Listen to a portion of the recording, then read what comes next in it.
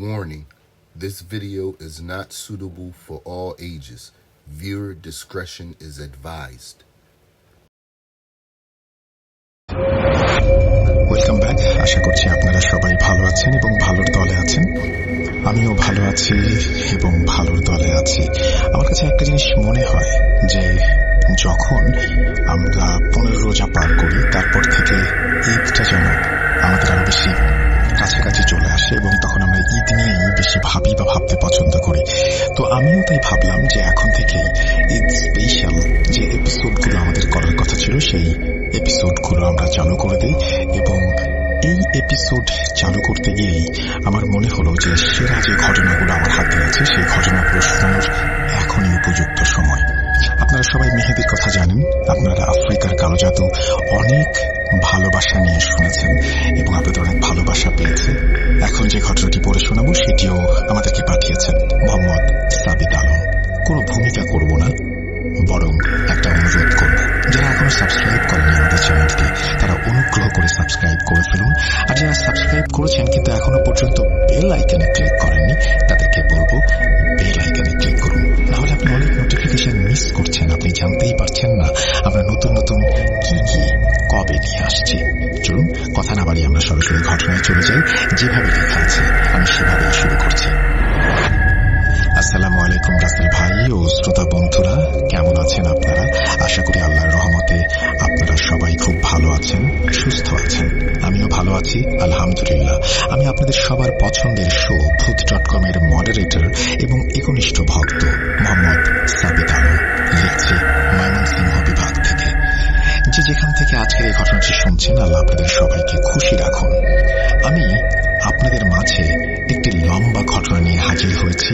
প্রিয় লিসেনার্স, আজ আমি আপনাদের মাঝে যে ঘটনাটি নিয়ে হাজির হয়েছি সেটি যেমন হৃদয় বিদারক তেমনি মেরুদণ্ড দিয়ে ঠান্ডা বাতাস বয়ে যাওয়ার মতোই ভয়ানক। আজকের ঘটনাটি আমার কাছে শেয়ার করেছেন আরাবি নামের একজন ভদ্র মহিলা। তার সাথে আমার কিভাবে পরিচয় বা কোন অবস্থায় আমি এই ঘটনাটি শুনেছিলাম সেসব ভূমিকায় আমি আজ যাচ্ছি না। ঘটনাটি আরাবি আন্টি আমাকে যেভাবে বলেছেন আমি ঠিক সেভাবেই আপনাদের সামনে তুলে ধরার চেষ্টা করছি এবং অনিচ্ছাকৃত ভুল ত্রুটির জন্য রাস্তায় ভাইও আপনাদের নিকট ক্ষমা প্রার্থনা করছি। দয়া করে আয়াতুল কুরসি পড়ে নিন এবং আল্লাহর নামে ঘটনাটার ভেতরে প্রবেশ করুন। বলছেন আরাবি আন্টি। আসসালামু আলাইকুম, আমার নাম আরাবি। আমি বর্তমানে ঢাকার বাসিন্দা। আমি পেশায় একজন সাংবাদিক ছিলাম এবং আপনাদের ভূত.com আমি খুব আনন্দ নিয়ে শুনি এবং উপভোগ করি। আজ আমি যে ঘটনাটি আপনাদের কাছে শেয়ার করতে যাচ্ছি সেটি আমার আত্মাকেও অন্তর থেকে যেন নাড়িয়ে দিয়েছিল। আমি একটা কথা বিশ্বাস করি যে একজন সাংবাদিক তার জীবনে অনেক বিপজ্জনক জিনিসই দেখে থাকেন, কিন্তু এই একটি ঘটনার পর আমার মানব জাতি বা মানবতার উপর থেকে বিশ্বাসটাই যেন একটা ব্ল্যাক হোলের অতল গহ্বরে হারিয়ে গেছে। এটা আসলে 1994 সালের একটি ঘটনা। একদিন সকালে আমি বারান্দায় চেয়ারে হেলান দিয়ে যখন সংবাদপত্র পড়ছিলাম তখন আমার চোখ একটা ব্যাক পেজের বড় খবরে আটকে যায়। খবরটায় লেখা ছিল যে শিক্ষিত এবং বিত্তবান একজন গৃহিণী মহিলা তার নিজের ছোট শিশুকে জবাই করে মেরে ফেলেছেন। এই খবরটা পড়ে আমার শরীরের লোমগুলো যেন শিউরে উঠেছিল সেই মুহূর্তে।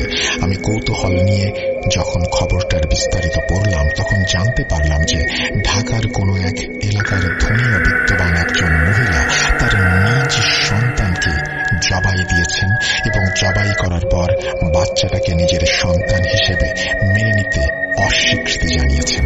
তার বক্তব্য ছিল যে আমি আমার সন্তানকে মারিনি, বরং এক শয়তান জিন আমাকে এই কাজ করতে বাধ্য করেছে। আমি জার্নালিজমের ক্যারিয়ারে এমন অনেক ঘটনা শুনেছিলাম যেখানে একজন মা তার সন্তানকে হত্যা করেছেন, কিন্তু যারা এই কাজ করতেন তাদের কোনো না কোনো একটা কারণ বা অজুহাত থাকতো এমন জঘন্য কাজ করার পেছনে। কিন্তু আমি খবরটা শুনে একেবারেই হতভম্ব হয়ে গেলাম। এই মহিলা নিজের সন্তানকে হত্যা করেছে, দোষ জিন জাতির উপর চাপিয়ে দিয়েছে। আমার মনে হচ্ছিল যে এই মহিলাটি হয়তো মানসিকভাবে অসুস্থ এবং নিজেকে বাঁচানোর জন্য সে এমন কথা বলছে। কিন্তু আমি কোনোভাবেই মানতে পারছিলাম না যে একজন মা এত নির্মম কিভাবে হতে পারে। আমি জানতাম মা হলেন এমন এক ব্যক্তি যিনি নিজের সন্তানের শরীরে একটি মশা মাছিও বসতে দেন না। আর উনি কিনা নিজের সন্তানের গলায় এমন নির্মমভাবে ছুরি চালিয়ে দিয়েছেন, আমার মনের ভেতরের সাংবাদিক সত্তা যেন জেগে উঠল এই খবর দেখার পর। আমি মনে মনে ভাবতে লাগলাম, এই ঘটনার পেছনে অবশ্যই বড় কোনো কাহিনী আছে যা আমি জানার জন্য মরিয়া হয়ে গিয়েছিলাম। আমি আমার অফিসে গিয়ে আমার বসের সাথে কথা বলি এবং জানাই যে আমি এই মহিলার উপর একটি স্টোরি করতে চাই। আমার কথা শুনে আমার বস আমাকে অনুমতি দিলেন এবং আমি পরের দিনই সেই মহিলার সঙ্গে দেখা করতে জেলে গিয়েছিলাম। মহিলার সন্তানের হত্যা হয়েছে 2 সপ্তাহ পার হয়ে গেছে, কিন্তু যেহেতু তখনকার মিডিয়া এখনকার মিডিয়ার মতো এত ফাস্ট ছিল না, সেহেতু এই খবর সাংবাদিক প্যানেলের কাছে 2 সপ্তাহ পরে এসে পৌঁছায় এবং এরপরে এই খবরটা পত্রিকায় প্রকাশিত হয়। আমার অনুমতিপত্র নিয়ে জেলের ভেতরে গিয়ে যখন আমি মেয়েটাকে জেলের ভেতর দেখতে পাই, তখন প্রথমে আমার সন্দেহ হতে লাগলো যে এই মেয়ে সেই হত্যাকারী। এটা কিভাবে সম্ভব? এটা হতেই পারে না। মেয়েটা দেখতে বেশ সুন্দর ও বেশ ছিমছাম, তাকে দেখেও যথেষ্ট শিক্ষিত মনে হচ্ছিল। এরপর যখন আমার সঙ্গে আসা পুলিশ কনস্টেবল বললেন এই সেই মেয়ে, ওনার কথা শুনে আমি অবাক হলেও এবার নিশ্চিত হলাম যে এটাই সেই মেয়ে। এরপর সেই পুলিশ সদস্য আমাকে বললেন, ম্যাম, আপনি এখানে একটু অপেক্ষা করুন, আমি মেয়েটাকে নিয়ে আসছি। যেহেতু আমি ওপর মহল থেকে সুপারিশ করে এসেছিলাম, সেহেতু জেলের ভেতর আমাকে একদম ভিআইপি ট্রিটমেন্ট দেওয়া হয়েছিল। কিছু সময় পর ওই পুলিশ সদস্য সেই মেয়েটাকে নিয়ে একাকী ঘরে চলে এলেন, যেখানে আমাকে আগে থেকেই বসিয়ে রেখেছিলেন। আমি মেয়েটার দিকে তাকিয়ে থেকে তাকে সালাম দিলাম। সে খুব সুন্দরভাবে আমার সালামের উত্তর দিল। আমি ওনাকে জিজ্ঞেস করলাম, আপু, আপনার নাম কি? উনি আমার প্রশ্নের উত্তরে যা বললেন, ওনার নাম মায়া। মেয়েটার হাতে তখন হাত করেছিল।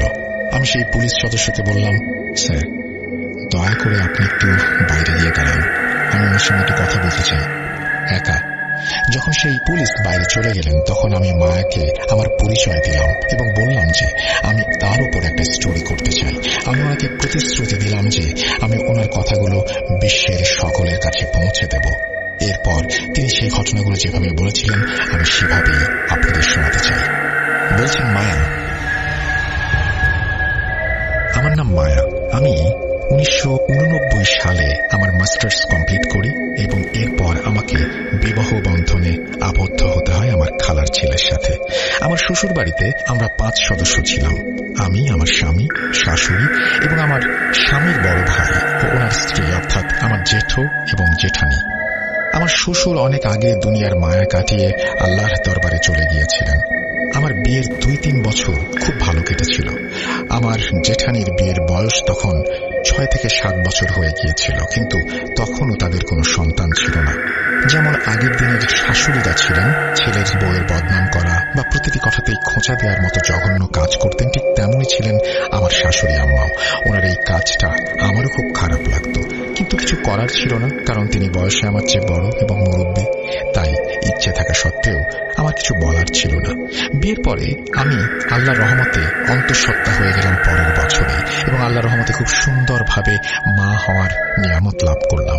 আমার মা হওয়ার পরপরই যেন আমার জ্যাঠানির ওপর আমার শাশুড়ির দেয়া চাপ বাড়তে লাগলো।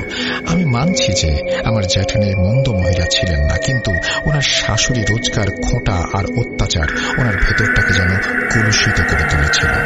আমি মা হওয়ার পর আমার এমন মনে হলো যেন আমার জ্যাঠানি আর আগের মতো নেই। ওনার ভেতর একটা মিষ্টি ভাব যেমন ছিল, আমি মা হওয়ার পর সেটা আর কোনো কিছুই অবশিষ্ট নেই। এগুলো আমি কেন বলছি জানেন? কারণ আমি মা হওয়ার আগে আমরা একসঙ্গে ঘুরতাম, শপিং করতাম, সবসময় বান্ধবীদের মতো কথা বলতাম, কিন্তু আমার মা হওয়ার পর উনি যেন নিজেকে ঘর বন্দি করে ফেললেন। আমার স্বামী ও জেঠো মাকে অনেকে বোঝানোর চেষ্টা করতেন যে মা, ভাবির সাথে এমন আচরণ করো না। অনেক অনুরোধ করার পরেও আমার শাশুড়ি ওনার ছেলেদের কথা একদমই মানতেন না, বরং পুরনো রেওয়াজের মতো আমার জ্যাঠানির ওপর অত্যাচার চলতেই থাকে। তারপর আমি লক্ষ্য করলাম যে আমার জ্যাঠানি হঠাৎ করে কাউকে কিছু না জানিয়ে কোথায় যেন চলে যেতেন এবং ফেরার সময় ওনার হাতে ব্যাগ ভর্তি অনেক কিছু থাকতো, কিন্তু সেগুলো উনি আগের মতো আমাকে দেখাতেন না, বরং চুপচাপ নিজের ঘরে নিয়ে চলে যেতেন। আল্লাহর দরবারে লাখো কোটি শুকরিয়া যে আমাদের আর্থিক অবস্থা যথেষ্ট পরিমাণে ভালো ছিল। আমাদের বাড়িটা বেশ বড় ছিল, আর বাড়ির শেষ কোণে একটা ছোট কামরা বানানো ছিল। আমি তো কখনোই সেখানে যাইনি। আমি এটাই ভাবতাম যে সেই ছোট ঘরটি মনে হয় স্টোর রুম। আমি লক্ষ্য করতাম যে জ্যাঠানি যখনই আসতেন তখন উনি যে জিনিসগুলো ওনার সাথে করে নিয়ে আসতেন সেগুলো উনি শেষ কোণের ঘরে তালা দিয়ে রাখতেন। এক রাতে আমার বাচ্চার কান্নার কারণে আমার চোখ খুলে গেল। আমি ভেবেছিলাম বাচ্চার হয়তো ক্ষুধা লেগেছে, তাই আমি ফিডার বানাতে রান্নাঘরের দিকে চলে গেলাম। রান্নাঘরে ঢুকতেই আমার মনে হলো যে বাড়ির মধ্যে যেন হালকা হালকা ধোঁয়া ছড়িয়ে পড়েছে। প্রথমে তো আমি ভয় পেয়ে গেলাম যে আল্লাহ না করুক আগুন লেগে গেল না তো। আমি সারা ঘরে খুঁজতে লাগলাম আর বোঝার চেষ্টা করতে লাগলাম যে আসলে কোথা থেকে এই ধোঁয়া আসছে। এরপর আমার নজর সেই কোণার ছোট ঘরটার দিকে গেল। আমি দেখলাম সেই ঘরের ভেতর আলো জ্বলছে, আর সেই আলোর উপর যে ধোঁয়া ছিল সেই ধোঁয়াটি আমার ঘর পর্যন্ত এসেছিল। আমি সেই ঘরের কাছে এগিয়ে গেলাম। যখন আমি ঘরের কাছে গিয়ে ঘরের ভেতরে উঁকি দিলাম তখন দেখতে পেলাম যে ঘরের ভেতর আমার জ্যাঠানি চক দিয়ে গোল বৃত্ত বানিয়ে সেই বৃত্তের ভেতরে বসে আছেন। ওনার চুলগুলো এলোমেলো ছিল, ওনার কপালের মাঝখানে তিলকের মতো কালো একটা দাগ কাটা ছিল। পাশাপাশি লাকড়ি জ্বলছিল, যার পাশে একটা মানুষের মাথার খুলে পড়েছিল। আমি এই দৃশ্য দেখে ভয়ে যেন জড়সড় হয়ে গেলাম। এরপর আমি কাঁপা কাঁপা গলায় বললাম, ভাবি, এসব কি করছেন আপনি? আমার কথা শুনে আমার ভাবি আমার দিকে রক্তাক্ত চোখে এমন ভাবে তাকালেন যে ওনাকে দেখে মনে হচ্ছিল উনি যেন আর নিজের মধ্যে নেই। আমি ওনার এরকম চাহনি দেখে ওনার নজরের উত্তাপ সহ্য করতে না পেরে পেছনে ফিরে গেলাম। আমি তাড়াতাড়ি দৌড়ে নিজের ঘরে এসে দরজা লক করে শুয়ে পড়লাম। আমি এতটাই ভীত ছিলাম যে বাচ্চার জন্য বানানো দুধও চুলায় ফেলে রেখে এসেছিলাম এবং ছোট বাচ্চাটিকে না খাইয়ে আমি সেইভাবেই ঘুমিয়ে পড়েছিলাম। সকালে উঠে যখন ভাবির দিকে তাকালাম দেখলাম তিনি একেবারেই স্বাভাবিক ছিলেন, যেন কিছুই হয়নি। আমি ভেবেছিলাম যখন সবাই চলে যাবে তখন আমি ভাবির কাছে জানতে চাইব রাতে আসলে তিনি কি করছিলেন। এতটুকু তো আমি বুঝতে পেরেছিলাম যে উনি যা করছিলেন সেটা কোনোভাবেই ভালো কাজ হতে পারে না, কেননা আমি প্রায় সিনেমার নাটকে দেখেছি নারীরা আর পুরুষেরা এইভাবে গোল হয়ে ধ্যান করে আর এর মাধ্যমে কালো জাদু করা হয়। যখন আমার স্বামী এবং তার ভাই নিজেদের কাজে চলে গেলেন সকালবেলা, তখন আমি সুযোগ পেয়ে ভাবির কাছে জিজ্ঞাসা করলাম, ভাবি, রাতে আপনি কি করছিলেন? ভাবি তার শাশুড়ির ঘরের দিকে ইশারা করে বললেন, এই বুড়ি আমার জীবন নরক বানিয়ে দিয়েছে, আমি ওকে ছাড়বো না। আমি ভাবির কথা শুনে ওনাকে বললাম, ভাবি, এটা তো খুবই খারাপ কথা।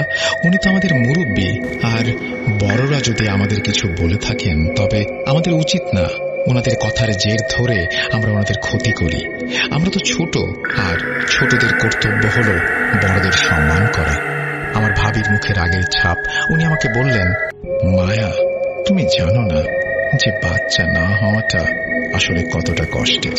একে তো আমি নিজে এই কষ্টের মাঝে পড়ে আছি, তার উপর এই বুড়ি আমার এই জখমে নুন ছিটিয়ে আমাকে এই অবস্থায় এনে ফেলেছে যে আমি একে এখন আর ছাড়তে পারবো না। তারপর ভাবি বড় বড় চোখে রাগ নিয়ে আমাকে দেখে বললেন, মায়া, তোমার জন্য এটাই ভালো হবে যে তুমি এর মাঝে এসো না, আর কাউকে কিছু বলো না।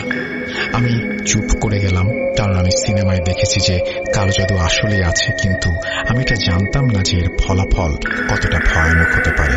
যাই হোক, কয়েকদিন পর আমার শাশুড়ি অভিযোগ করতে শুরু করলেন যে ওনাদের একা ঘরে ভয় লাগে এবং এমন মনে হয় যেন ওনার ঘরে উনি ছাড়া অন্য কেউ উপস্থিত আছে। আমার শাশুড়ির এই ভয় দিনের পর দিন বাড়তেই লাগলো। ওনার ভয়ের ব্যাপারটা এতদূর অবধি এলো যে আমার স্বামীর ভাইকে পালা করে প্রতিদিন ওনার মায়ের ঘরে ফ্লোরিং করে ঘুমাতে হতো। আমি বুঝতে পারছিলাম যে এটা আমার ভাবিরই কাজ এবং সে ভয় দেখিয়ে শাশুড়ির ওপরে বদলা নিচ্ছে। কিন্তু আমি জানতাম না যে আমার ভাবি প্রতিশোধের নেশাটায় এতটা উন্মত্ত হয়ে উঠবে। এরপর একদিন আমার শাশুড়িকে আমরা ওনার ঘরে মৃত অবস্থায় পাই। যদিও আমার শাশুড়ি যথেষ্ট বৃদ্ধা হয়ে গিয়েছিলেন এবং অনেকটা সময়ই অসুস্থ থাকতেন, সুতরাং ওনার মৃত্যুর খবরটা আসলে এতটা অস্বাভাবিকও ছিল না। কিন্তু অদ্ভুত ব্যাপার এই ছিল যে ওনার গলার হাড়টা ভাঙা অবস্থায় পাওয়া গিয়েছিল। আমার স্বামী আর তার ভাই বুঝতে পেরেছিলেন, কিন্তু তারপরও তারা আমার শাশুড়িকে হাসপাতালে নিয়ে গেলেন, যেখানে ডাক্তার নিশ্চিত করলেন যে ওনার গলার হাড় ভেঙে গেছে, আর সেটাই আমার শাশুড়ির মৃত্যুর কারণ হয়েছিল। আমরা ওনাকে বাড়িতে এনে গোসল করালাম এবং পরিপূর্ণ ইসলামী রীতি অনুযায়ী ওনাকে দাফন করলাম। এর কিছুদিন পরের ঘটনা, ছুটির দিনে আমার স্বামী এবং তার ভাই ঘরে বসে টিভি দেখছে। আমার ভাবির কাছে আমার কি দরকার ছিল বলে আমি ওনাকে সারা ঘর খুঁজতে শুরু করেছিলাম, কিন্তু যখন তিনি ঘরের কোথাও নজরে আসলেন না, তখন আমি ভাবলাম যে শেষ কোণার ঘরটা একবার দেখে আসি। যখন আমি শেষ কোণার ঘরে গেলাম, সেখানে কেউ ছিল না। আমার তখন মেজাজ খারাপ হয়ে গিয়েছিল। এমন সময় হঠাৎ আমার নজর একটা জিনিসের উপরে আটকে গেল। আমি সেই জিনিসটা দেখার জন্য ঘরের ভেতরে চলে গেলাম। সেই জিনিসটা ছিল একেবারে কুৎসিত দেখতে একটা পুতুল, যার মুখের ওপর আমার শাশুড়ির নাম লেখা ছিল। এর মাঝে সবচেয়ে ভয়ানক ব্যাপার ছিল যে সেই পুতুলটার গলা এমনভাবে ভাঙা ছিল যেন ঠিক আমার শাশুড়ির গলাও এইভাবেই ভেঙেছিল। আমি আমার ভাবির পুরো কাহিনীটা বুঝে গিয়েছিলাম। আমি সেই পুতুলটাকে তুলে নিয়ে আমার স্বামী এবং তার ভাইয়ের কাছে গিয়ে ওনাদের সবকিছু খুলে বললাম, কিভাবে আমার ভাবির জাদুর কারণে শাশুড়ির এইভাবে মরতে হয়েছে ওনার নিজের ছেলের বউয়ের হাতে। আমি তখন নিজেও বেশ ক্রোধের বশবর্তী হয়ে গিয়েছিলাম। রাগের ফলে আমি না জানি কত কি বলেছিলাম আমার স্বামী এবং আমার জেঠোকে। একজন মানুষ মারা গেছেন, তাও আবার জাদুর ফলে। এটা কোনো ছোটখাটো বিষয় নয়। আমার স্বামীর ভাই রাগে পাগল হয়ে গেলেন। ঠিক তখনই আমার ভাবি বাজার থেকে ফিরে এসে আমাদের সামনে দাঁড়ালেন। আমার স্বামীর বড় ভাই ওনার কাছে গিয়ে চুল ধরে ফেললেন এবং ওনাকে এই জঘন্য কাজের জন্য বেধড়ক মারতে লাগলেন এবং আমার ভাবিকে এতই মারলেন, অবশেষে আমার ভাবি স্বীকার করে নিলেন যে আসলে জাদুর মাধ্যমে তার শাশুড়িকে সে মেরেছে। কিন্তু কুদরতের হয়তো মর্জিটাই ছিল আলাদা। রাগের বশে আমার স্বামীর বড় ভাই আমার ভাবিকে বললেন, যদি মায়া এই পুতুলটা নিয়ে আমাদের কাছে না আসতো, তাহলে আমি কখনো জানতে পারতাম না যে আমি আমার মায়ের খুনের সাথে সংসার করছি। ব্যাস, আমার ভাবি বুঝে গেলেন এই গোপন কথা আমি ফাঁস করেছি। এরপর আমার স্বামীর বড় ভাই আমার ভাবিকে জায়গায় দাঁড়িয়ে তালাক দিলেন। তিনি বাড়ি থেকে বেরিয়ে এসে আমার মাথায় হাত বুলিয়ে আমাকে বললেন, তুমি আমার সংসার নষ্ট করে দিয়েছ মায়া, এখন আমি তোমার সংসার বরবাদ করব। ভাবি চলে যাওয়ার কিছুদিন পর থেকে আমার সাথে আজব আজব ঘটনা শুরু হলো। আমি কোনো কিছু মনে রাখতে পারতাম না। কখনো আমার স্বামী আমাকে বলতেন, তুমি আমার বড় ভাইয়ের সাথে খারাপ ব্যবহার করেছো, অথচ আমি বড় ভাইয়ের সাথে কি ব্যবহার করেছি সেটা আমার মনেই নেই। একদিন আমি ঘরের কাজ সেরে আমার শোবার ঘরে এসে দেখলাম আমার স্বামী মুখ ফুলিয়ে বসে আছেন। আমি ওনাকে জিজ্ঞেস করলাম, কি হয়েছে, সব ঠিক আছে তো? প্রথমে তো উনি আমাকে কোনো উত্তরই দিলেন না। এরপর যখন আমি খুব জোর খাটিয়ে জিজ্ঞেস করলাম কি হয়েছে, তখন তিনি বললেন, তুমি আমার উপর হাত তুলেছ। আমি ওনাকে বললাম, আপনি কেমন কথা বলছেন, আমি আপনার উপরে হাত তুলব কেন? কিন্তু উনি আমার কোনো কথার উত্তর না দিয়ে রাগের মাথায় ঘর থেকে বের হয়ে গেলেন। আমি কাঁদতে কাঁদতে বাথরুমে চলে গেলাম। ভাবতে লাগলাম আসলে হচ্ছে কি আমার সাথে। আমি কাঁদছিলাম আর আয়নায় তাকাচ্ছিলাম। হঠাৎ মনে হলো আমার ভাবির মতো একজন মহিলা আমার পেছন থেকে হঠাৎ চলে যাচ্ছে, আর তার মুখে বিশাল এক শয়তানি হাসি। আমি ভাবলাম এটা আমার মনের ভুল হতেই পারে না, আমি আসলেও ওনাকে দেখেছিলাম। আমি ওনার কথা ভাবছিলাম না, তাহলে এইভাবে আমি হঠাৎ করে তাকে কেন দেখব? কিন্তু আমি বুঝতে পারছিলাম না উনি লকড ওয়াশরুমে কিভাবে প্রবেশ করলেন। তারপর থেকে আমি খুব অদ্ভুত অদ্ভুত স্বপ্ন দেখতে শুরু করলাম। মনে হতো অনেকগুলো কালো কুকুর যেন আমার উপরে ঝাঁপিয়ে পড়ছে আর আমার পুরো শরীর আঁচড়ে দিচ্ছে। এই ভয় এবং তার উপর স্বামীর এমন আচরণ, এই দুই ঘটনা আমাকে ভেতরে ভেতরে কুড়ে কুড়ে খাচ্ছিল। আমার স্বামী প্রায় আমাকে বলতেন যে আমি ওনার উপর হাত তুলেছি এবং ওনার সাথে খারাপ ব্যবহার করেছি, অথচ সেসব কিছু আমি মনে রাখতে পারতাম না। এরপর অবশেষে সেই কিয়ামতের দিন আমার উপর এসে পড়ল। আমি ঘুম থেকে উঠে যখন আমার সামনে আমার 3 বছরের ছেলের লাশ দেখতে পেলাম, ওর গলা কাটা অবস্থায় ছিল, ছুরিটা আমার হাতে ছিল। আমার স্বামী ও তার বড় ভাই বাইরে বসেছিলেন। তখন ছিল রাত 9টা। আমি এরকম দৃশ্য দেখে কষ্টে ভয়ে চিৎকার করে পাগল হয়ে গেলাম। আমার চিৎকার শুনে আমার স্বামী ঘরে এলেন। উনিও এই দৃশ্য দেখে একেবারে পাগল হয়ে গেলেন। কিছুক্ষণের মধ্যে বাইরে বেল বাজছিল আর ঘরের ভেতরে পুলিশ এসে পড়েছিল। তারপর থেকে আমি এই জেলের মধ্যে আছি। মায়ের মুখে এই ভয়ানক ঘটনা শুনে আমি মায়ের কাছে জানতে চাইলাম পুলিশকে খবরটা কে দিয়েছে। উনি উত্তরে বললেন যে উনি এই বিষয়ে কিছু জানেন না যে কে পুলিশকে খবর দিয়েছে। আমি মায়ের প্রতি কৃতজ্ঞতা প্রকাশ করলাম ঘটনাগুলো বলার জন্য। আমি আর কিছু করতে পারি বা না পারি, তোমার কথাগুলো অবশ্যই মানুষের কাছে পৌঁছে দেব। এই কথা বলে আমি রুম থেকে বের হয়ে এলাম এবং থানার প্রধানের সাথে দেখা করলাম। আমি ওনার কাছে জানতে চাইলাম যে এই হত্যাকাণ্ডের খবর আপনাদেরকে কে দিয়েছে। আমার কথা শুনে ওনারা রেকর্ড চেক করে বললেন যে এই হত্যাকাণ্ডের খবর আমাদেরকে এই মেয়ের ভাবি দিয়েছেন। আমি পুলিশের কাছ থেকে মেয়ের ভাবির নাম্বার নিয়ে ওনাকে কল করলাম। যখন আমি তাকে জিজ্ঞেস করতে গেলাম আপনি এই হত্যাকাণ্ডের খবর কিভাবে পেলেন, আমার প্রশ্ন শুনে উনি খুবই অদ্ভুতভাবে বললেন, এসব কাজ তো এমনই হয়, তুই যদি এটা নিয়ে বেশি বাড়াবাড়ি করিস তবে তোর অবস্থা এর থেকেও খারাপ করবো, ওয়াদা করছি। ওনার গলার আওয়াজে এতটা অহংকার আর জৌলুস ছিল যে আমার শরীর যেন কাঁপতে শুরু করলো। উনি আমাকে হুমকি দিচ্ছিলেন যে এই ঘটনার বিষয়ে যেন আমি কাউকে কোনো কিছু শেয়ার না করি, নয়তো আমার সাথে উনি এর থেকেও খারাপ কিছু করবেন। আমি ওনাকে বললাম আমি হয়তো এই ঘটনা কাউকে বলবো না, কিন্তু একটা কথা সত্যি সত্যি বলেন আমাকে যে মায়া আমাকে যা কিছু বলেছে সেসব কি সত্যি। আমার কথা শুনে উনি খুবই মিষ্টি করে বললেন, মায়ার প্রতিটি কথাই সত্যি। ব্যাস, এরপর আমি আর সাহসী পেলাম না এই স্টোরিটা শেয়ার করার, কারণ মায়ের কাছ থেকে এসব ঘটনা শুনে আমি এতটাই ভয় পেয়ে গিয়েছিলাম যে আমি আমার আর বাচ্চাদের জীবনের ঝুঁকি নিতে একটু রাজি ছিলাম না। মায়ের তো কয়েক মাস পরেই ফাঁসি হয়ে গিয়েছিল, আর আমি আমার সোর্সের কাছে শুনেছি যে মায়ের ভাবিও কয়েক বছর আগে মারা গেছেন। সেই জন্যই আমি এই ঘটনাটি এখন শেয়ার করছি, কারণ যে ওয়াদা আমি মায়াকে করেছিলাম যে ওর জীবনের এই ঘটনা আমি দুনিয়ার কাছে তুলে ধরব, হয়তো তোমাদের এই প্ল্যাটফর্মের মাধ্যমে আমি এই ওয়াদা পূরণ করতে পারবো, যেন কিয়ামতের দিন আমি মায়ের সামনে গিয়ে দাঁড়াতে পারি। আল্লাহ হাফেজ।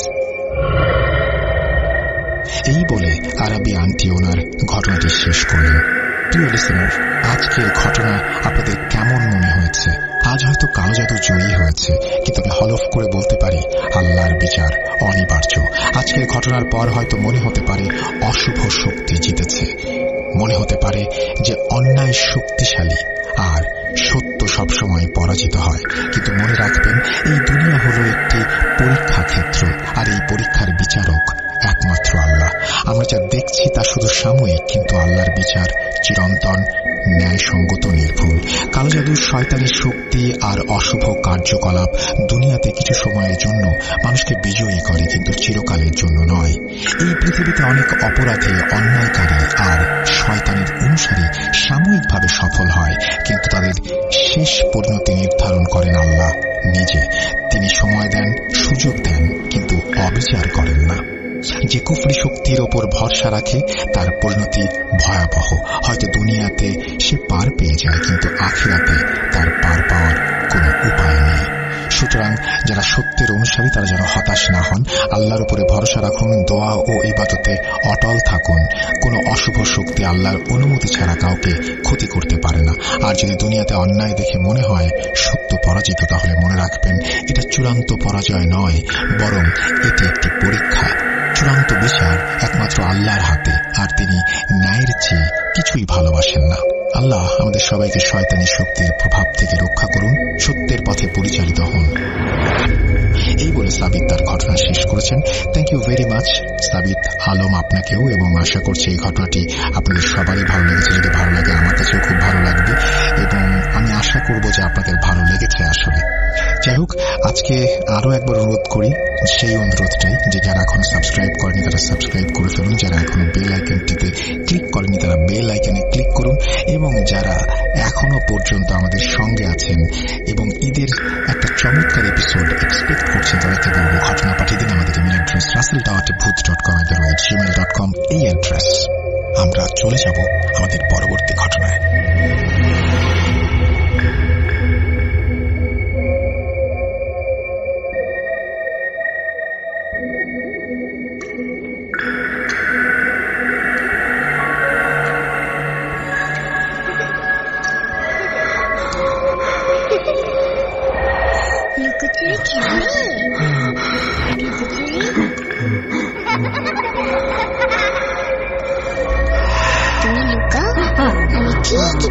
খুঁজে পাবো।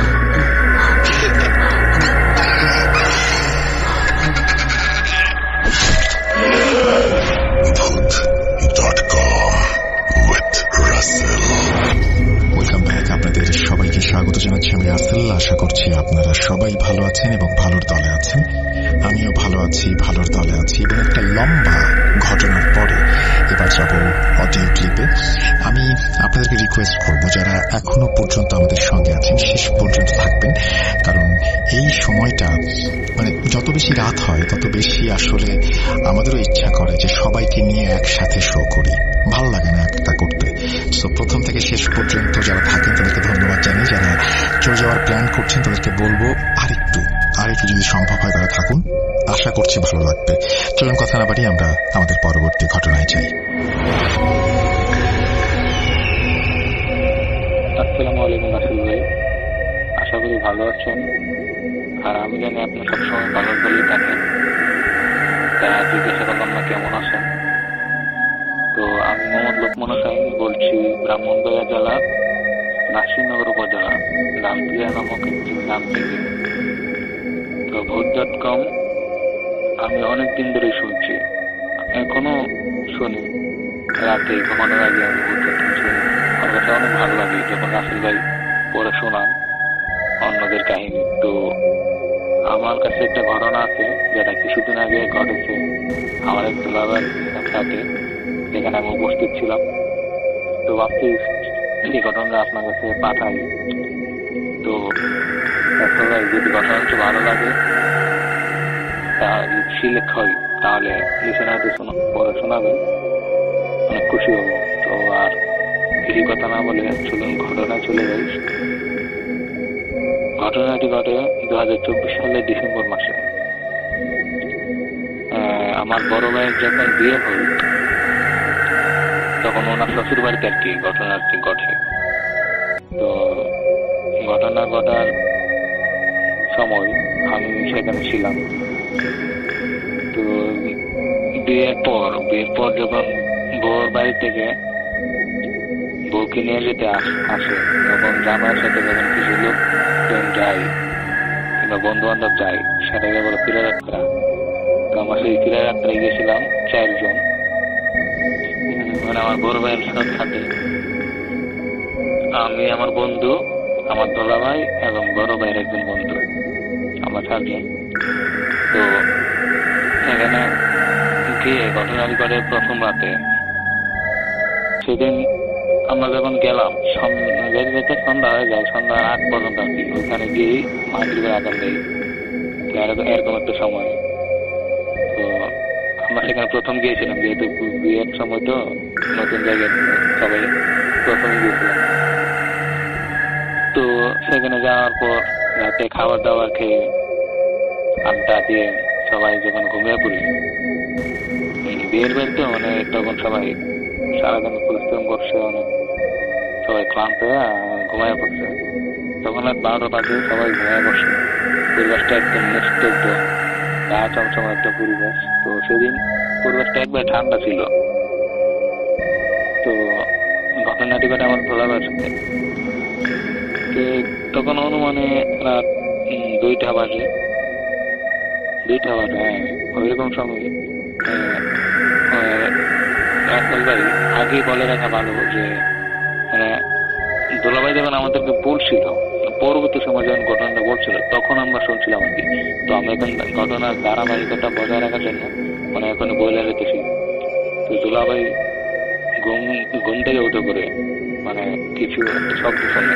শব্দটা এমন ছিল যে অনেকগুলো লোক একসাথে হাঙ্গামা করতেছে, যেরকম ঝগড়াঘাটি হয় না, অনেকজন লোক একসাথে মিলে এরকম একটা হাঙ্গামা আর কি শব্দ শোনা যাচ্ছে। সুযোগ করছে না, ঘুম থেকে ওইটা বাইরে চলে যায়। তখন তিনি পাবেন নাই, বুঝতে পারেন না যে ওনার সাথে আর কেউ আসে না, ওনার সাথে কেউ আর শব্দটা শুনে নাই। তখন ওনার সেই হোশটা ছিল না। তখন তিনি বের হন। তো বের হয়ে দেখেন শব্দ আসতেছে আমাদের তালুই বাড়ির পশ্চিম দিক থেকে। আমাদের তালুবাড়ির জায়গাটা একটু ঢালু প্রকৃতির, নিচের দিকে গিয়ে মানে এখানে ফসলের জমি আছে, এখানে ধান চাষ করা হয়, বিভিন্ন সবজি চাষ করা হয়, এরকম একটা পাশে জানগের পাশে একটা ঝোপঝাড় আছে আর কি, জঙ্গলের মতো। সেই দিক থেকে আসতে আসতেছে। তো দুলাভাই চিন্তা করলো এত এত রাতে এত হাঙ্গামা কিসের, হয়তো কোনো বিপদ হয়েছে সে কিন্তু। তো উনি সেই চিন্তা ভাবনা নিয়ে আগাইতেছেন সেই ডালু দিয়া নামতেছেন, যে জমির তালুবাইয়ের পশ্চিম দিকে যে ডালু দেখা না সেদিকে নামতেছে। নাইমা মানে তো ঝোপঝাড় পরে চিকন একটা রাস্তা ঝোপঝাড়ের মধ্যে দিয়ে চলে গেছে। তো ওই রাস্তাটা গিয়ে জমির ধান খেতের জমির মধ্যে বসে। এই দিক দিয়ে একটু জঙ্গল টাইপের, গাছ গাছালি বেশি। তো সরকারের এই দিক থেকে আসতেছে, উনিও আগাইতেছে। তবে আশ্চর্যের বিষয় হইলে আসল ভাই, মানে উনি যত আগাইতেছিলেন ততই নাকি শব্দটা কমে যেতেছিল। মানে এটা যতটা ছিল প্রথম যতটা কমে যেত তার থেকে শব্দটা একদম কমে যেতেছিল, আওয়াজটা কমে যেতেছিল। তো আস্তে আস্তে শব্দটা মিলে যায়। যখন তিনি ঝোপঝাড়ের কাছে গেলেন, ঝোপঝাড়ের কাছাকাছি রাস্তায় যখন উঠলেন, তো তখন তিনি একটু ভয় পেয়ে যান, কি ব্যাপার এত লোক হাঙ্গামা করতেছে। আর আশ্চর্য বিষয় হলো গিয়ে মনে উনি কোনো লোকেরই দেখেন নাই, কোনো একটা মানুষকে দেখা যায় না, চিহ্ন পর্যন্ত দেখা যায় না। মানে এত হাঙ্গামা একটা লোকটা দেখা যেত, কিন্তু কিছুই দেখেন নাই। ওইটাও তিনি অনেক ভয় পেয়ে যায়। আর হঠাৎ করে ওনার হুশ ফিরে আসবে, আমি তো একা এসে বসে আনি, এই জায়গাটা আমার নতুন জায়গা, এটা তো আমার চেনা পরিচিত না। তো উনি সেই জঙ্গলের মধ্যে মানে এরকম অন্ধকার কিছুই দেখা যেত না। তো অন্ধকারটা দেখে অনেক ভয় পেয়ে যান, কি ব্যাপার আমি এখানে একলা চলে আসলাম, আমার সাথে কেউ আসলো না। তারপর উনি ভয় পেয়ে যান, এক দৌড় মাইরা মানে ঘরে চলে আসেন। আবার ঘরে চলে আসে ঘুমায় যান। ওই দিন আর কিছু ঘটে নাই, ঘটনা এই পর্যন্ত ছিল। তো ঘটনা উনি যখন সকালে ঘুম থেকে ওইটা আমাদেরকে সেটা বলে, এবং আমরাও সেটা তালু বেআইনে মা ওদেরকে সাথে শেয়ার করি। তো না বলতে না বাজান ওইরকম তো আমাদের বাড়িতে কোনো কিছু নাই যে তুমি শুনবা ভয় পাইবা, এরকম নয় আমাদের আসছে। তোমরা এসব বলতে হয়। পরে আমরা ভাবছি না থাক, এমনি ভয় পেয়েছে তো আমরা সেটা বাদ দিয়ে দিই, ওইরকম ভাবে মাথায় নেই নাই। ঘটনাটি ঘটে পরের দিন রাতে, দ্বিতীয় রাতে, মানে ওইখানে যাওয়ার পর দ্বিতীয় রাতে যখন আমরা গেলাম, মানে রাতে খাওয়া দাওয়া করে খায়া ঘুমাইলাম। সারাদিন আড্ডা দেওয়ার পর ঘোরাঘুরি করার পর রাতে খাবার দাবার খায় ঘুমাইলাম। তো পরের দিন আমার সেম একই টাইমে, মানে রাত 2টা বাজে, 2:30 মতো হবে আর কি, এরকম একটা সময় দোলার ঘুম ভেঙে যায়।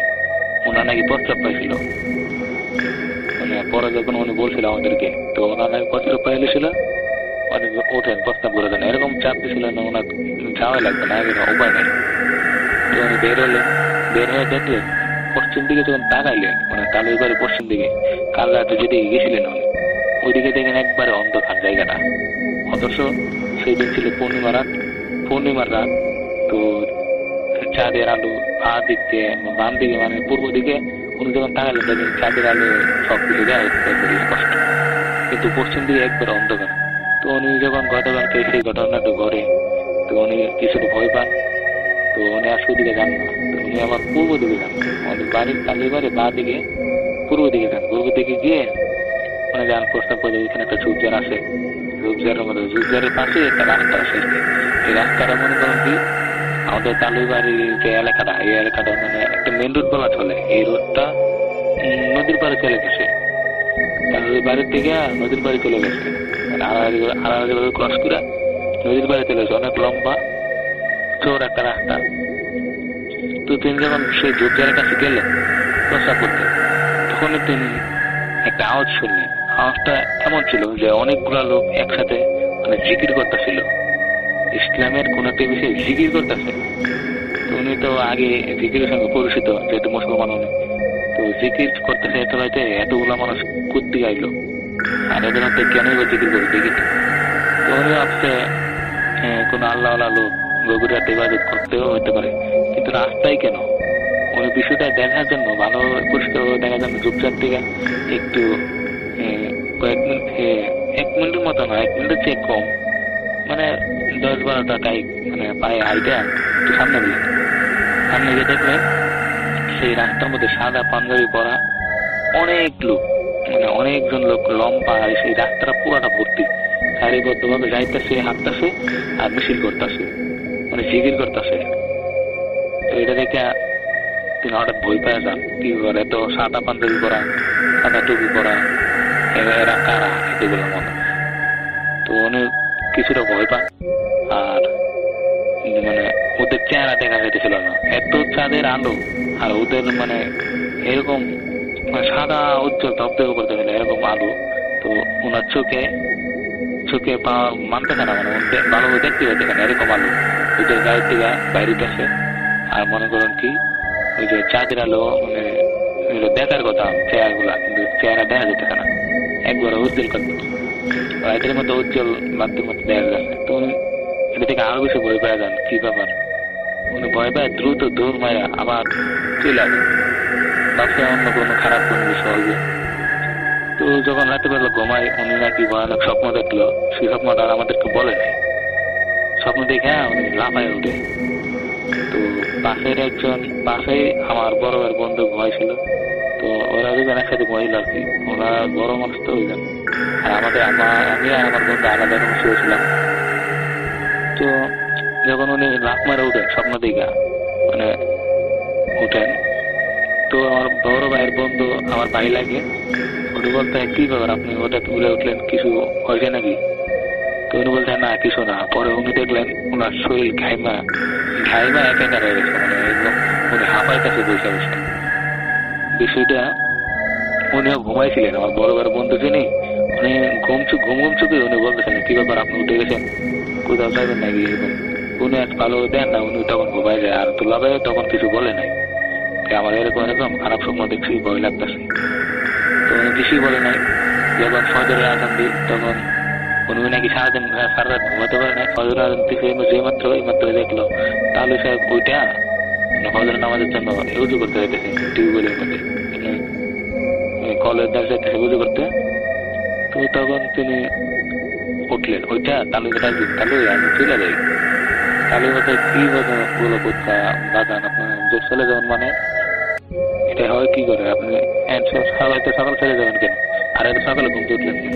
পরে উনি বলছেন, আমি দুলাভাই বলতেছে আমি একটু ভয় পাইছি, আমার মনে দেখে থাকার আমার ঠিক না, আমি চলে যাই। পরে উনি এই কথাটা বইলাই এক দৌড় দিয়ে চলে গেছে। তখন ছিল খুব সকাল, তো ভয়ের কোনো কারণ ছিল না, আর উনি ওইখান থেকে চলে যায়, নিজের বাড়িতে চলে যায়। তো বিষয়টা তালুর কাছে অবাক লাগলো কিনা এটা আমি জানি না, তবে আমরা যখন সকালে ঘুম থেকে উঠি তখন তালু সাহেব বলতেছে উনি তো চলে গেছে। আমরা যখন জিজ্ঞাসা করি যে উনি কোথায় সবাই খুঁজতেছি, যে তালু যে বলতে উনি তো চলে গেছে, মন নাকি বই পাইছেন রাতের বেলা, বই পাই চলে গেছে। তো আমরা ভাবলাম বই পাইছে নাকি অন্য কোনো কারণে, আমরা সেটা বুঝতে পারতেছি না। পরে সবাই যার যার মতো মানে বসে থাকে, ওনার কল দিছে, উনি কল রিসিভ করে না। আমরা কল দিছিলাম, তো কল রিসিভ করে না। তো ভাবলাম পরে মিটমাট হইবে না, কি জানে গেল, এখন আর এটা চিন্তা করে লাভ নাই। তারপর আমরা সকালে নাস্তা করলাম, নাস্তা করে আমি একটু বাইরে হাঁটতে বেরোলাম। হাঁটতে বেরোনো আমাদের তালুর বাড়ির পাশে একটা দোকান আছে আর কি, সেই দোকানের মধ্যে দেখলাম তালুর বসে চা খাইতেছে। তো আমি জিজ্ঞাসা করলাম তালু মানে এটা কি করলাম, বুঝলাম না কিছু। মানে আমি তো মনে করি আসল ভাই মানে ভূত পেট শুনি, এগুলা কাহিনী অনেক বাড়িতে হয়, অনেক কিছু থাকে কিংবা অনেক কিছু ঘটে যায়, এগুলো আমি একটু আন্দাজ পাই দিচ্ছি, মানে কোনো কিছু একটা হয়েছে, নাইলে উনি তো এত বড় মানুষ বই পাবেন কেন? তাহলে যখন এই কথাটা আমি বললাম যে উনি তো বড় মানুষ, বই পাইলে আমার কাছে অবাক লাগবে না, আপনি আমার মনে হয় আপনি কিছু কিছু লুকাইতেছেন। পরে তাহলে বলতেছে আরে ওইটা কোনো খারাপ ছিল না, তো খারাপ ছিল না, ওইটা আমার আব্বা ছিল। আব্বা আসিল মানে কি বলতেছেন আপনি? পরে তাহলে বলতে শুরু করলেন, আরে আমার আব্বা তো অনেকদিন আগে মারা গেছে, আমার আব্বা আমার দেখা দেয় আমি কি করি, আমার সংসার কিরকম চলতেছে, আমার কি মানে চলা উচিত, মানে এগুলা জ্ঞান টেন দেওয়া যায়, আর আমার দেখা যায়, আমার ছেলে মেয়েদের দেখা যায়। তো আমার যেহেতু নাতনির বিয়ে হয়েছে, আমার মেয়ের যেহেতু বিয়ে হয়েছে, সেহেতু দাদা হিসাবে মানে নাতনির একটাই ছিল, আর নাতনির জামাইদের একটাই ছিল, বুঝছো কালকে। তো আমি আমার বাবারা বলছিলাম যে আপনি আবার ওদেরকে দেখা দিন না, ওরা বই পাইতে পারে, ওদেরকে আপনি লাঠি দিয়ে বাড়ি দেন না, কারণ আপনার তো ক্ষমতা অনেক বেশি। আপনি লাঠি দিয়ে যদি বাড়ি দেন ওরা ব্যথা পাইবো, বই পাইবো, আমি চাই না এরকম হোক। তো এরকম ভাবে নিষেধ করছিলেন ওরা বাবারে। আর ওনার বাবা বলছেন না, আমি শুধু দূর থেকে দেখে চলে যাবো, বেশি কিছু করবো না। পরে উনি বলতেছে, তাহলে আমি বললাম তাহলে গতকালকে যে জিকির করলো এতগুলো মানুষ এদিক দিয়ে হাদামান জিকির, এগুলা কি ছিল? পরে বলতেছে না, এগুলা অনেক এই এলাকার গণ্যমান্য ব্যক্তি, তো অনেক আগের যুগের মানুষরা একসাথে বসে রাতের বেলা এরকম জিকির করতো। ওনারা যখন মারা যায় ওনাদের কারেন্ট জিন, অর্থাৎ ওনারা আত্মা আবার এইদিকে, আত্মা বলতে উনি এরকম বোঝায় নাই যে ওনারা আবার ফিরে আসেন, এরকম ভাবে বলছে। তাই আমি তো বুঝলাম যে না, হয়তো ওনাদের কারেন্ট জিন, আর মানুষের কারেন্ট জিন তাকে আমি জানি কারেন্ট জিন। তো ওনারা রাতের বেলা প্রতি রাতে এরকম জিকির করে, প্রতি রাতে না, নির্দিষ্ট কোন একটা দিনে এরকম জিকির করে। কালকে মনে হয় এরকম একটা রাত ছিল, ওই জন্য ওনারা জিকির করতেছিল। তো দোলাভাই টালু সাহেব বলতেছে দোলাভাইয়ের নাকি একটা ভুল হয়েছে। দোলাভাই শুধু তখন যে ওনাদের পা গেলে তো মাছ চাইতো যে আপনাদের জিকির আমি চেষ্টা করছি, আমার মাফ করে দেন। তখন মানে অনেক বড় একটা উপকার হয়ে যেত দোলাভাইয়ের। তো দোলাভাই সেই ভুলটা করে, তাহলে এরকমটা আমার বলতেছিল আর কি, যে দোলাভাই যদি মাপ চাইতে হয় তাহলে অনেক উপকার করে দিত, উপকার ওনারা করে দিত দোলাভাইয়ের। তো দোলাভাই সেটা করে না, বরং বই পায় আর বাসায় চলে গেছে। হাউস টাউস করে মানে ওদেরকে বিরক্ত করছিল, হয়তো ওরা একটু বই দেখাইছে। তো তাহলে বলতে এতটুকুই, উনি বই পায় চলে গেছেন, ওনার মানে বোকামের ফলে উনি এরকমটা হয়েছে। পর আমি বললাম তাহলে এটা তো আপনি আমাকে আগে বলতে পারতেন আমাদেরকে। পরে তো না, তোমাদেরকে যদি বলি তোমরা আবার রাতের বেলা বাইরে বানা বই পাইবা এরকম, এই জন্য বলি নাই। তো এইভাবেই উনি কথাটা শেষ করে। তো আমি বুঝলাম ঠিক আছে। পরে এইভাবেই ঘটনাটা শেষ হয়ে যায়। তো আসল ভাই এই ছিল আমার ঘটনা। তো ঘটনাটা কতটুকু ভৌতিক আমি জানি না, লিসেনার যদি কতটুকু আনন্দ দিতে পারবে আমি জানি না, তবে আমার কাছে বিষয়টা খুবই অদ্ভুত মনে হইলো, এই জন্য আমি পাঠাইলাম। তো আমার মনে হইলো বুদ্ধ তুমি একটা শেয়ার করি দেখি। তো রাসেল ভাই যদি ঘটনাটা ভালো মনে হয় তাহলে শেয়ার করবেন, লিসেনারদের শোনাবেন, আমার জন্য দোয়া করবেন। আপনার জন্য দোয়া রইল, বুদ্ধোৎকম দীর্ঘজীবী হোক। আর এই ঘটনাটা যদি সিলেক্ট হই তাহলে আমার আরো অনেক ঘটনা আছে, এগুলো আমি আপনার কাছে পাঠাবো। আর আমার অনেকদিনের ইচ্ছা রাসেল ভাই বুদ্ধোৎকমে আমার একটা ঘটনা শেয়ার হোক, আমিও আমার নিজের ঘটনা শুনি। তো এটা শেয়ার করলে অনেক খুশি। ধন্যবাদ রাসেল ভাই, আসসালামু আলাইকুম।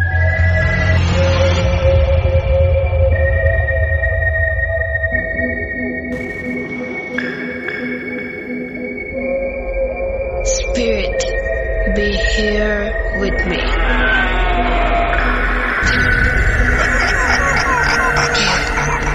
কে তুমি? Bhoot.com. The fear returns with Russell.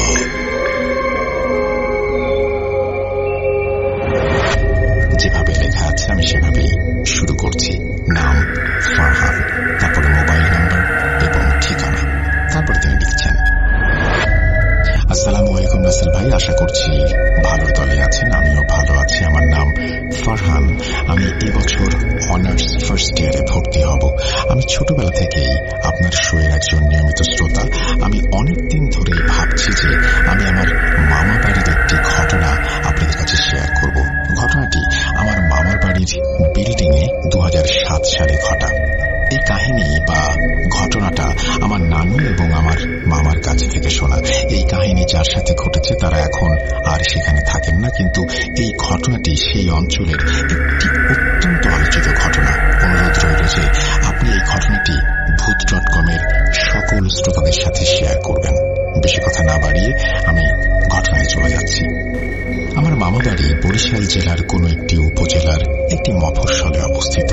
অঞ্চলটির নাম, যার সাথে ঘটেছে তার আসল নাম কিছুই আমি বলতে পারবো না, কিন্তু ঘটনার সাবলীলতার খাতিরে ঘটনাটি যার সাথে ঘটেছে তাকে আমরা মোশাররফ নামে ডাকবো।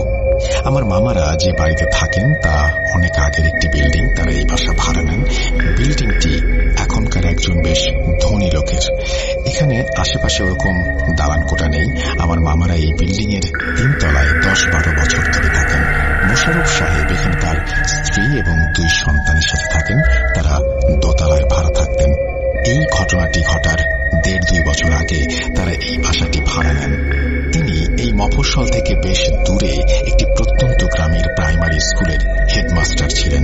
সেই গ্রাম থেকে সবচেয়ে নিকটবর্তী শহরের এলাকায় এই মফস্বলটি ছিল। তাই বউ বাচ্চা নিয়ে তিনি এখানেই থাকতেন।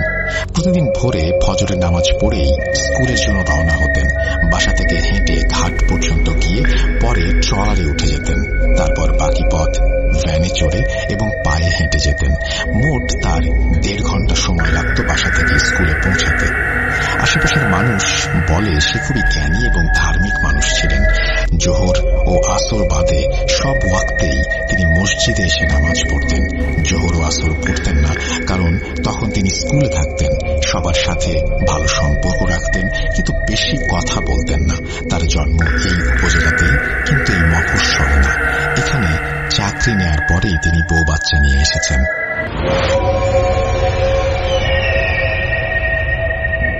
2007 সালের শীতকালে কোনো একদিন এই ঘটনাটি ঘটে। সেদিন তার স্কুলের একজন স্যার বেশ অসুস্থ ছিলেন।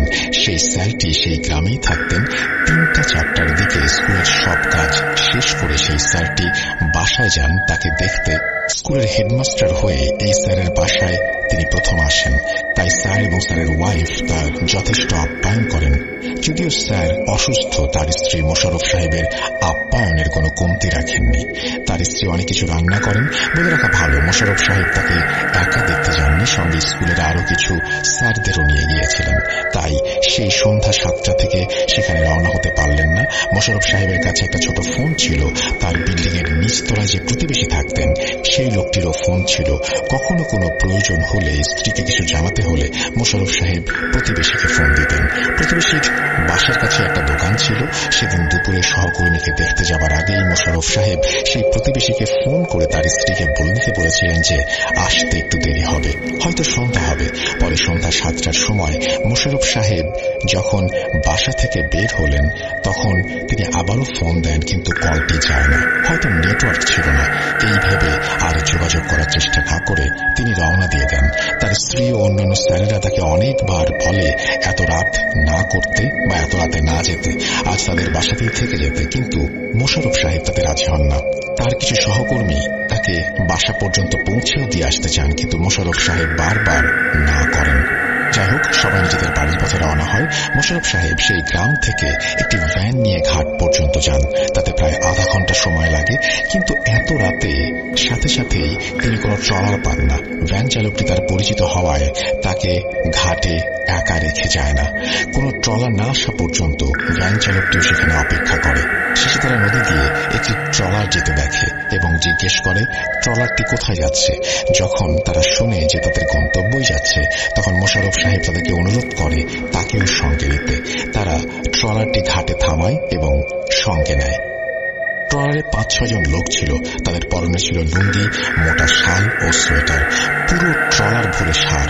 তারা এগুলো মফস্বলের দোকানে নিয়ে যাচ্ছে।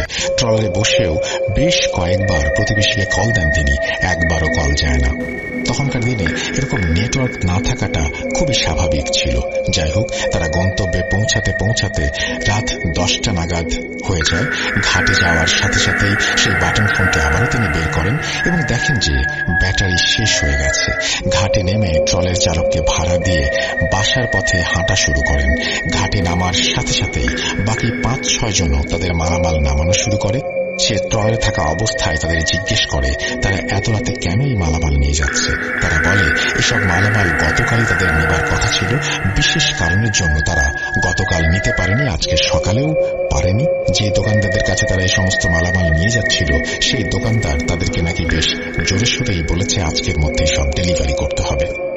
যাই হোক, ট্রলার থেকে নেমে বাসার পথে হাঁটা শুরু করেন তিনি। ঘাট থেকে বাসায় 15-20 মিনিট লাগে। এত রাতে কোনো ভ্যান পাননি, তাই একটা টর্চ লাইট ধরে বাসায় যাচ্ছিলেন। 2007 সালে গ্রাম কি মফস্বলেও ইশার নামাজের পরেই অনেক রাত, এবং তখন রাত 10টা মানে গভীর রাত। তাই শুনশান নির্জন রাস্তা দিয়ে তিনি হাঁটতে থাকেন। তার তার বাসাটি যে রাস্তায় অবস্থিত সেই রাস্তাটি অনেক লম্বা সোজা একটা রাস্তা। ঘাট থেকে একদম সোজা হাঁটলেই তার বাসা, কোনো ডান বাম নেওয়া লাগে না।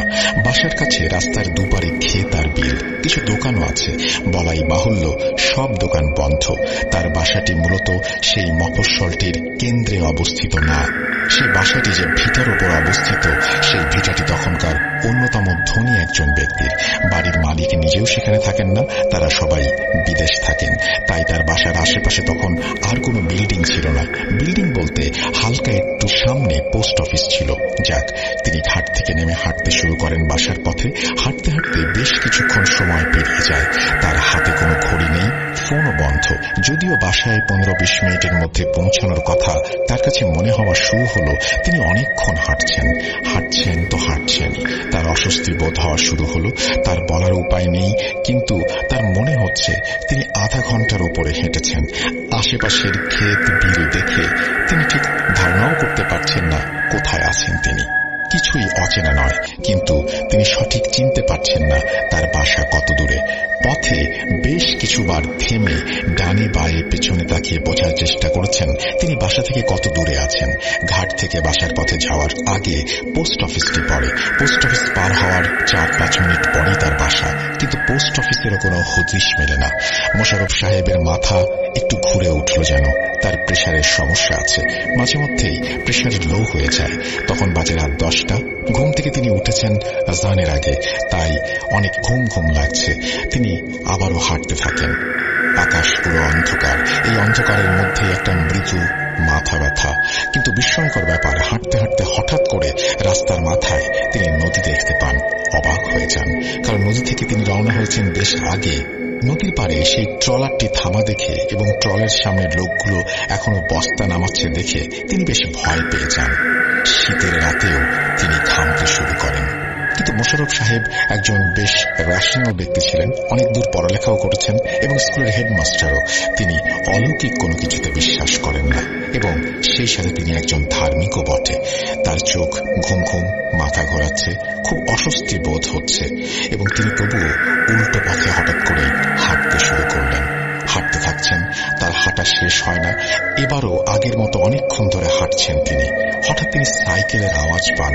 তারপর দেখেন সাইকেলে করে একজন লোক হাতে টর্চ নিয়ে তার দিকে আসছে। লোকটির পরনে একটা কালো প্যান্ট, গায়ে কালো শাল। তিনি লোকটিকে আগে কখনো দেখেননি।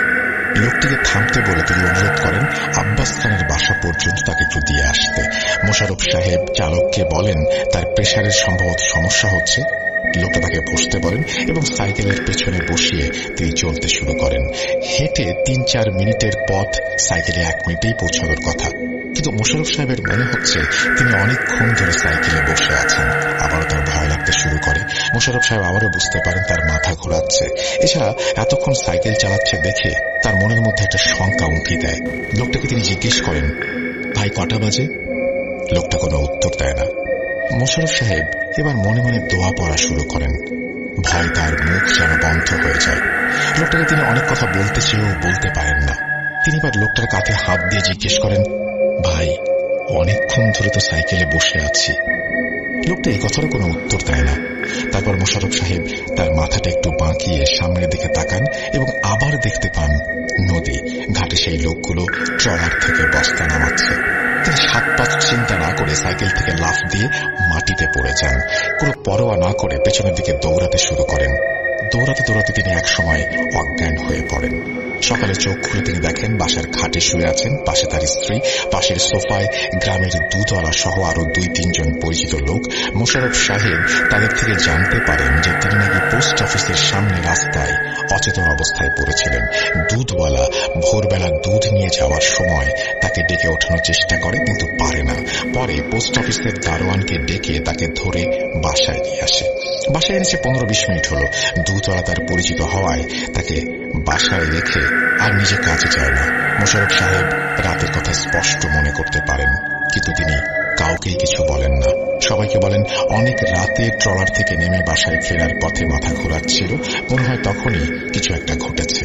তিনি সেদিন স্কুলে যান না, সারাদিন বিছানাতেই থাকেন। বাসায় ডাক্তার আসে, ডাক্তার এসে প্রেশার মাপেন। 2-3 দিন পর তার একটু ভালো লাগা শুরু করে।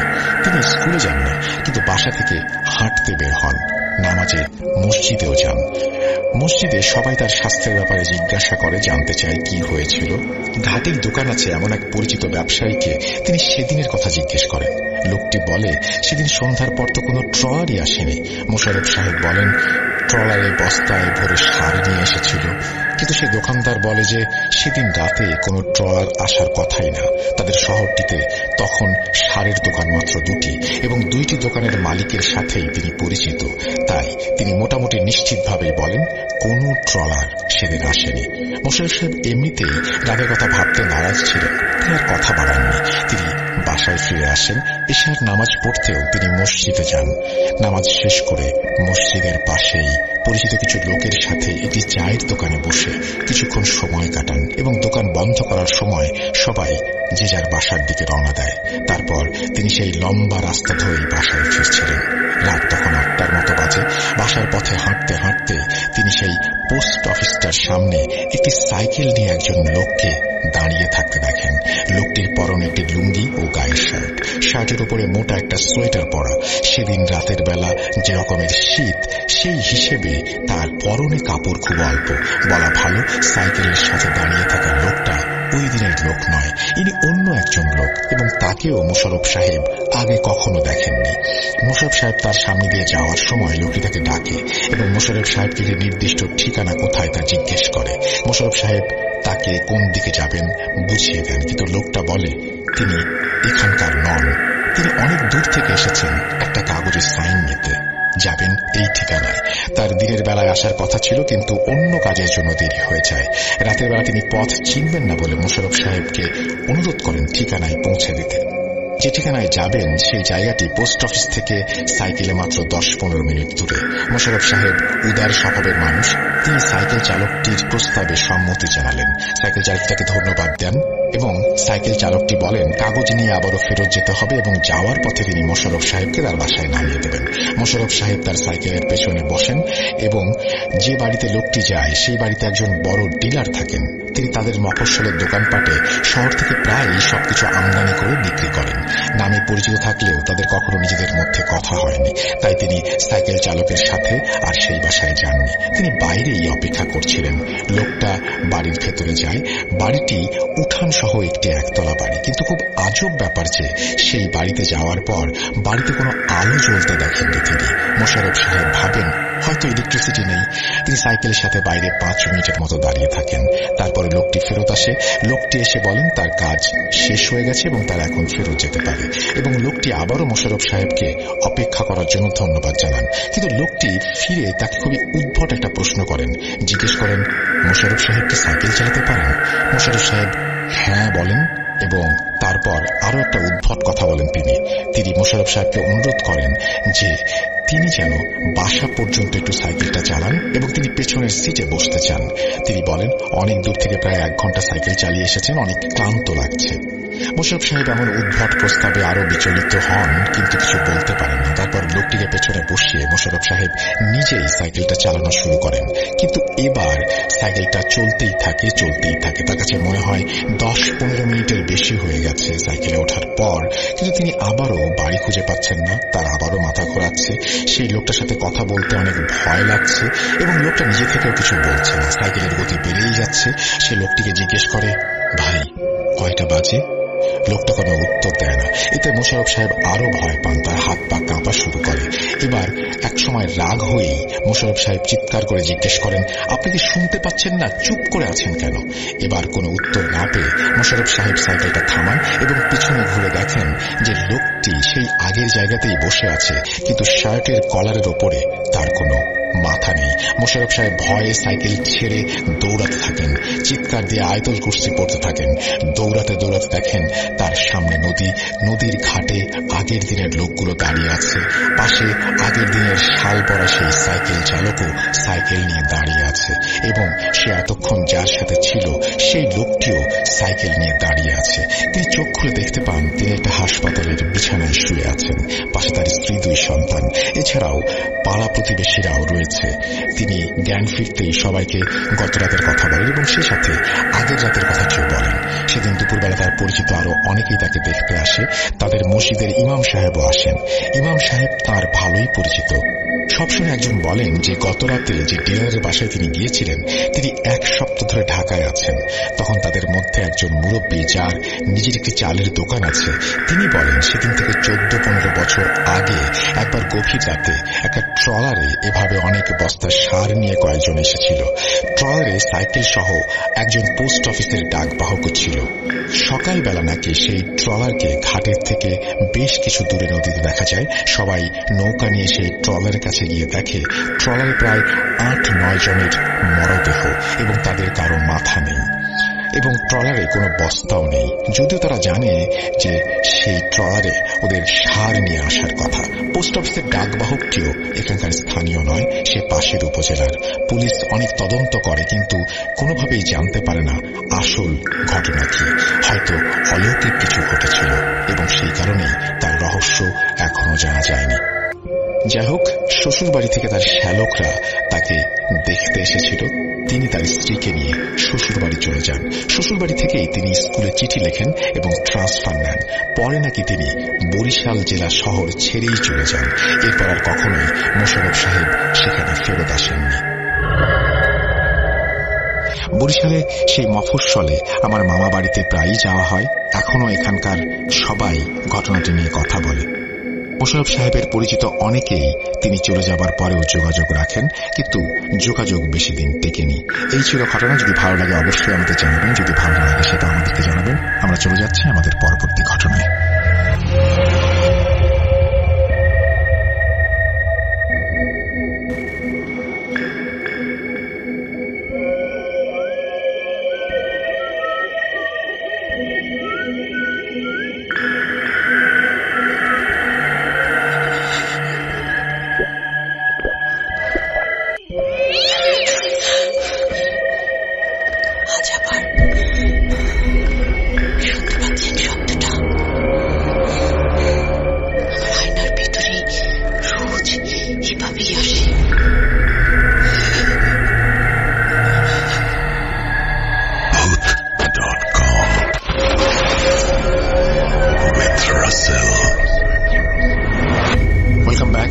সবাইকে স্বাগত জানাচ্ছি। আমি রাসেল। আশা করছি আপনারা সবাই ভালো আছেন এবং ভালোর তলে আছেন। আমিও ভালো আছি এবং ভালোর তলে আছি।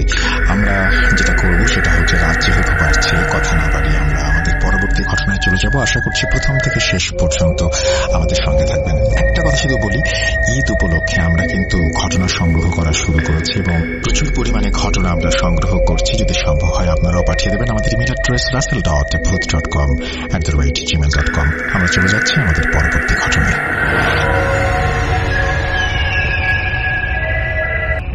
আসসালামু আলাইকুম রাসেল ভাই, আমি মাহফুজ আবির বলছি নারায়ণগঞ্জ থেকে। আমি আবারও চলে আসছি অন্য আরেকটি গল্প নিয়ে। কল্পনা অ্যাকচুয়ালি আমার জীবনে ঘটে যাওয়া ঘটনা। তো মূলত এই ঘটনাটি আমার ছোটবেলার একটা ঘটনা। তো তখন আমি গ্রামে থাকতাম। গ্রাম বলতে কুমিল্লার কোনো এক গ্রামে আমার বাড়ি। তো আমি আসলে সঙ্গত কারণে নামটি বলতে চাচ্ছি না। তো গ্রামে তখন বেশি একটা কারেন্ট থাকতো না বললেই চলে আর কি। তো সন্ধ্যার পরে, বিশেষ করে মাগরিবের পরে প্রায় 8টা-9টা পর্যন্ত কারেন্ট থাকতো না। লোডশেডিং হয়তো খুব বেশি। তো তখনকার সময় মূলত গ্রামগঞ্জের সব বাড়িতেই আপনার কেরোসিন তেলের যে কুপিগুলা কিংবা হারিকেন ব্যবহার হইতো আর কি। তো আমরা মূলত কেরোসিন তেলের কুপি ব্যবহার করতাম। তো আমার মা বিকালবেলায় খেয়াল করলো যে আসলে কেরোসিন তেল ফুরাই গেছে, মানে কেরোসিন তেল আর নাই বোতলে।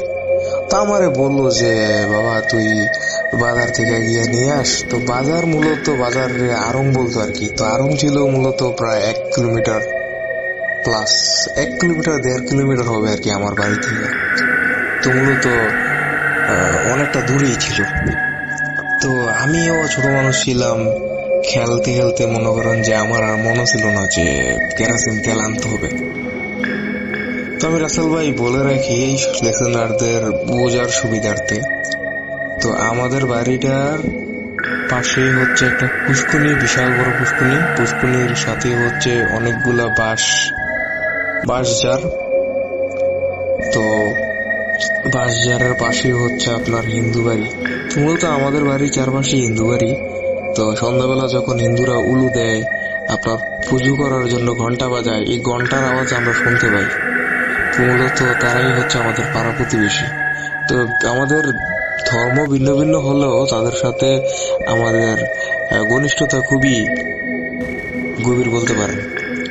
তো মূলত আমাদের বাড়িতে যে ভাতের মার হইতো, ওই ভাতের মার হিন্দু যেই বৌদি বলেন কিংবা কাকি বলেন কিংবা জেঠিমা বলেন, তারা এসে সংগ্রহ করতো, করে নিয়ে তাদের গবাদি পশু গরু ছাগল রেখা হইতো। তো যাই হোক, তো এমনই এক হিন্দু চাচি ছিলেন। তো উনি ছিলেন মূলত বিধবা, সাদা শাড়ি পরতেন সবসময়। তো উনি আসতেন, সন্ধ্যাবেলা আসতেন, দুপুরবেলা আসতেন, সকালবেলা আসতেন। আইসা আমার মায়ে যে ভাত রান্না করতো, ওই ভাতের মাঠটা আইসা নিয়ে যেতেন তার গবাদি পশুর জন্য আর কি। মানে অ্যাকচুয়ালি ওনার আসার কোনো টাইম টেবিল ছিল না আর কি। তো রাসেল ভাই, আমি আরেকটা কথা বলে রাখি। তো আমাদের বাড়ির আশেপাশে ছিল আপনার বাঁশঝাড়ের সাথে সাথে প্রচুর পানের বর। মানে পানের বর হয়তো অনেকে চিনবে না। পানের বর আসলে কি, মানে পানের ক্ষেত আর কি। মানে পান চাষ উপযোগী করার জন্য যেই জমি তৈরি করা হয় বাঁশ বা বিভিন্ন রকম বেড়া মাচা দিয়া, ওইটারে পানের বর বলে আর কি। তো সবাই চিনবে না, তো যারা গ্রামে গঞ্জের মানুষ আছেন তারা হয়তো বা চেনার কথাই। তো চারপাশে মনে করেন যে পানের বর আছে। তো মূলত এই পানের বর গুলাই হচ্ছে ওই হিন্দু মানুষজনের আর কি, সনাতনী ধর্মের মানুষের। তো মূলত এই হিন্দুদের পানের বরের ভেতরে এক ধরনের একটা মরিচ গাছ হয়, মানে ওই পানের খেতেই মরিচ গাছটা হয় আর কি, পানের বরের ভেতরে। তো ওই মরিচটা আসলে অনেকটা দেখতে সাদা সাদা, অনেক ভালো লাগে আর কি, দেখতে সুন্দর লাগে, ফুলের মতো কিংবা অনেক ঝাল মজাদার এমন টাইপের। তো আমার ছোটবেলা থেকেই বাসার মানে বিশেষ করে আমার ঘরের সামনে গাঁদা ফুলের চারা, তারপর মরিচ গাছ, মানে এই টাইপের ব্যাপারগুলো আমার খুব ভালো লাগতো আর কি। এগুলাকে রোপণ করতাম কিংবা পরিচর্যা করতাম। যখন খুব ছোট ছিলাম, আমার বয়স ছিল মনে করেন যে 8 বছর 9 বছর কিংবা 10 বছর এমন টাইপের আর কি। তো মূলত আমি ওই চাচির কাছে চাইছিলাম, যে চাচিটা আসলে মানে আমাদের বাসায় এসে ভাতের মার নিয়ে যেত আমার মায়ের রান্না করলে তার গবাদি পশুর জন্য। তো মূলত আমি ছোটবেলায় একটু লাজুক ছিলাম। তো আমি আমার মার কাছে বলছিলাম যে আম্মা, তুমি চাচিরে বললো আমারে একটু মরিচের চারা দেওয়ার লেগে, তা আমি আমার দরজায় একনা লাগাম। তো এমন অনেকটা আঞ্চলিক ভাষায় আমি এভাবে বলছিলাম। তখন আমার মা বলছিল যে আমার ওই চাচি, হিন্দু চাচিরে নাকি বলছে যে উনি নাকি বলছে যে বড় যদি যায় তাহলে আমার জন্য মরিচের চারা আনবে, আমি যেন রোপণ করতে পারি, পরিচর্যা করতে পারি, বা এক কথায় উনি যদি সময় পায় তাহলে আমার কয়েকটা চারা দিবেন আর কি, এমন কিছু একটা বুঝাইছে। আমি তো এতটুকুই আশ্বস্ত যে চাচি বলছে যে আমার মরিচ গাছের চারা দিবে, আমি রোপণ করবো। তো এখন তো আর লজ্জা নাই, কারণ আম্মু বলে দিছে, আমি তো আর চাচির কাছে কোনো কিছু চাইতে আর শরম পাবো না কিংবা লজ্জা পাবো না। তা আমি আশায় বসে রয়েছি যে চাচিরে দেখলেই ছোট মানুষ আমি বলবো যে চাচি আমার চারাগুলা দিবেন না, আপনি না বলছেন আম্মার লোকে দিবেন। তো আসলে এগুলা আরো 2 দিন আগের কথা। তো এখন আসি আসল ঘটনায়। তো মূলত আমি কেরাসিন তেলের বোতল নিয়ে, মানে কন্টিন নিয়ে আমি গেছি বাজারে, মানে আড়ঙে। তো ওই জায়গাতে গিয়ে মনে করেন যে কেরাসিন তেল আনলাম। আমাদের নিয়মিত দোকান আছে, বাকির দোকান কিংবা পরিচিত দোকান যাই বলেন। তো তেল নিয়ে মনে করেন যে বিভিন্ন রকম বাঁশঝাড়, ধান খেতের মাঝখান দিয়ে মনে করেন যে মানে বিভিন্ন মানুষের বাড়ির আঙিনা দিয়ে আসতেছিলাম, গ্রামগঞ্জে যেমন হয়। তো হঠাৎ দূর থেকে মানে আমাদের একটা ডোবার বার আছে, মানে ডোবা বলতে পরিত্যক্ত পুষ্কুনি আর কি, এর একটা রাস্তা গেছে। তো এর একটু সামনে মনে করেন যে 3 রাস্তার মোড়ে একটা মোটা অনেক আগের পুরানো একটা আম গাছ। প্রায় আমি শুনছি যে আমার বাপ দাদারা যখন ছোট ছিল তখন অনেকেই আম গাছটা ছিল আর কি। যাই হোক, তো দূর থেকে আমি দেখতেছি যে সাদা শাড়ি পরা একটা মহিলা আজান দিতেছে, কিন্তু তখন ঠিক আজান দিতেছে মাগরিবের। অনেকটা মনে করেন যে আম গাছটার দিকে অনেক তাড়াতাড়ি হাইটটা চলে যাইতেছে। তো মজার ব্যাপার হলো কি তা, ওই যে আমার হিন্দু চাচিটা, তো ওই চাচির বাসাও কিন্তু ওইদিকে, মানে বাড়ি ওইদিকে। তো আমি ভাবলাম হয়তো বা ওই চাচি আমার, তো আমি ওই চাচির নাম ধরে ডাকতেছি, ও চাচি আপনারা কইছিলেন আমার একটু মরিচ গাছ দিবেন, আমাদের কইছিল আপনি বলে দিবেন, আর আপনি কি চাচি আমার দিবেননি। তা আমি ওনার পিছিয়ে পিছিয়ে এটা বলতেছি, আমি ছোট মানুষ ছিলাম, এটা বললে ওনার পিছিয়ে পিছিয়ে আমি যাইতেছি, একই কথা বারবার বলতেছি, চাচি আপনারা বলছিলেন দিবেন দিবেন। তো মজার ব্যাপার হলো গীতা, মানে ওই চাচির মতো যে অবয়বটা, তো উনি আসলে খুব বিরক্ত বোধ হইতেছিল যে আমি ওনার এভাবে রাখতেছি কিছু থেকে, যেটা আমি পরে বুঝতে পারছি আর কি, এখন বড় হয়ে। তো উনি আসলে অনেক তাড়াতাড়ি চলে যেতেছে, আজান দিতেছে, আজানের শব্দ হইতেছে আল্লাহু আকবার, তো এরকম আর কি ধ্বনিগুলো আজানের হইতেছে, আর উনি অনেক তাড়াতাড়ি হাঁটতেছে। আমিও পিছিয়ে পিছিয়ে ছোট বাচ্চার মতো, ছোট বাচ্চারা যেমন কোনো কিছু বায়না করলে, কোনো কিছু আবদার করলে পিছিয়ে পিছিয়ে খুব যায়, এমনি যাইতেছি। তো হঠাৎ করে আমি এক সময় দেখলাম কি উনি আম গাছটার পেছনে গেল, তো আর উনি নাই, উনি আর নাই নাই নাই। তো আমি খুব মনে মনে রাগ করলাম, চাষি লুকাই গেল গা, আমার মরিচ গাছের চারা দিবে, কি কারণে হয়তো চাষি লুকাই গেছে, আমার দিব না দিতে। তো আমি মনে মনে খুব রাগ করলাম। তো পরের দিন চাষি যখন আসলো আমার ভাতের মার নেওয়ার লেগে, আমি একটু বাচ্চা ছিলাম, ছোট মানুষ ছিলাম, আমি অনেকটা রাগে খুবই বলতে, চাচি আপনার আমি ভাতের মার দিতাম না। চাচি বললো কেন বাবা, কি হয়েছে, মানে ওই হিন্দু চাচিটা আর কি। তখন আমি বললাম যে এমনি এমনি কালকে বাকি রাজার সঙ্গে আপনারা আমি এমনি ডাকলাম, আপনি একটু পিছনে ফিরেও তাকাইলেন না, আপনি আম গাছের চিপায় লুকে গেলেন গা। চাচি প্রথম আমার কথাটা একটু খেয়ালিপনা কইরা জাস্ট হাসতেছিল। তো চাচি ভাবছিল আমি ছোট মানুষ, হয়তো বা রাগে খুবই বলতেছি, যারা পাই নাই মরিচ গাছের, তাই হয়তো বা চাচিল একটু অভিমান দেখাইতেছি, এগুলো স্বাভাবিক ব্যাপার, চাচি বাতি দেওয়ার ব্যাপার। হঠাৎ করার জন্য আমি বললাম যে আম গাছের পেছনে আপনি লুকাই গেলেন গা। তো রাসেল ভাই ওই হিন্দু চাচিটা হঠাৎ করে সিরিয়াস হয়ে গেল গা, সিরিয়াস হয়ে আমার মুখের দিকে তাকায় রইল। তো এতক্ষণ যা বুঝলাম, আমি ছোট বাচ্চা ছিলাম, তাই হয়তো চাচি আমার কথাগুলা খাম খেয়াল হিসাবে নিছে, তাই হাসতেছিল। কিন্তু যখন আমি বললাম যে আম গাছের পেছনে আপনি লুকাই গেছেন গা, তখনই চাচি একদম আমার দিকে তাকায় রইল, বললো যে আর কিছু বলো নাই তো তোমার বাবা। আমি বললাম না। তো রাসেল ভাই ওই সময় বলে রাখি আমার আব্বাও বাড়িতে ছিল। তো আমার আব্বা মূলত কি যেন টুকটাক কাজ করতেছিল। তো আমি যে ওই হিন্দু চাষির সাথে মানব বিমান করে কথা বলতেছি, তো আমার বাবাও শুনতেছিল। তো হঠাৎ করে আমার বাবা কাজ পালাই দিয়া আমার আর ওই হিন্দু চাষির সামনে আসলো, আইসা বলতেছে যে কোন আম গাছটার কথা তুমি বলতেছো। আমি বললাম যে আব্বা ওই যে আড়ং থেকে মানে বাজারতে আসতে যে 3 রাস্তার মোড়টা পরে আমগো বাসের মানে বাড়ির সামনে, বাসার সামনে ওই মোটা আম গাছটা, ওই জায়গায় চাষি লুকাই গেছিল। তখন আমার বাবা আর ওই হিন্দু চাচি দুজন একসাথে বলল যে ওই আম গাছটার পাশেই মনে করেন যে একটা হিন্দু লোকের বাড়ি, নাম হচ্ছে দুলাল দাস। ওই দুলাল দাসের একটা ইয়াং বোন ছিল আর কি, এখন থেকে প্রায় 40-45 বছর আগের ঘটনা, এখন মানে বর্তমান সময় থেকে আর কি। তো উনি ছিলেন দুলাল দাসের বড় বোন সম্ভবত। তো উনি ওই ইয়াং ছিল, বিয়ের অনেকটা বিয়ের উপযুক্ত মেয়ে ছিল আর কি। তো উনি নাকি মানে এই গাছের মানে এই মোড়া আম গাছটার ডালার ভিতরে মনে করেন যে ফাঁসি দিয়ে মারা গেছিল। তো আমি যেরকম বর্ণনা দিলাম, আমার বাবাজি গেল যে কিরকম ছিল কাপড়ে পরিধানে বা কিরকম কাপড় পরা ছিল। আমি বললাম যে এমন এমন এরকম স্টাইলে, ব্লাউজ ছাড়া এরকম শাড়ি পরা ছিল অনেকটা দেখতে। তখন আমার বাবা কিছু একটা আন্দাজ করতে পারলো। তখন আমার বললো থাক কিছু না, তুমি ভয় পেও না। তখন আমি ছোট মানুষ ছিলাম, এগুলো নিয়ে আর ভয় পাওয়ার তেমন কিছু মনেও করি নাই। তো আমার বাবা পরে মনে করেন যে গ্রামের পদ্ধতিতে গ্রামের মানুষরা ছোট বাচ্চারা ভয়টা পাইলে যা যা করে পদক্ষেপ নেয় তা নিয়েছিল।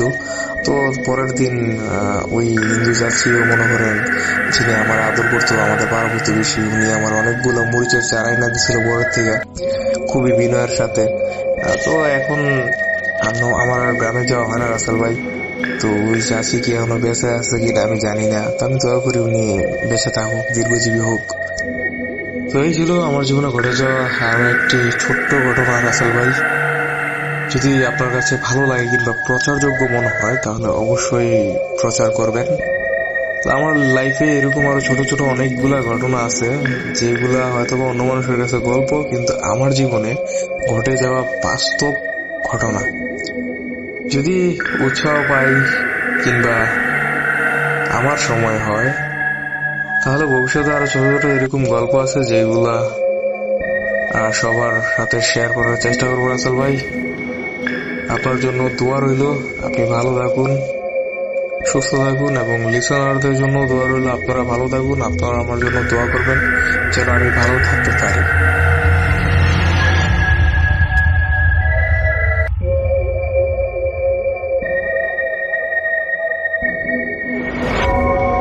আবারও রাতের আধারে ভয়ের রাজ্য ফুঁড়ে ফিরেছি সেই পুরনো সুরে।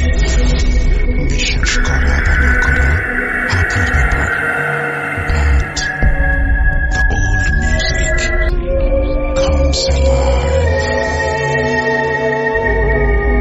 Root.com. The fear returns with Russell. Welcome back. আপনাদের সবাইকে আরো একবার স্বাগত জানাচ্ছি আমি রাসেল। আশা করছি আপনারা সবাই ভালো আছেন, ভালোর দলে আছেন। চলুন কথা না মারিয়ে সরাসরি ঘটনায় যাওয়া যাক। আসসালামু আলাইকুম রাসেল ভাই, আশা করি ভালো আছেন। আমার নাম মোহাম্মদ আলিফ আল সিয়াম, আমি সিরাজগঞ্জ সদরে থাকি। আমার কাছে একটা ঘটনা আছে যেটা আমার নিজের সাথেই ঘটা।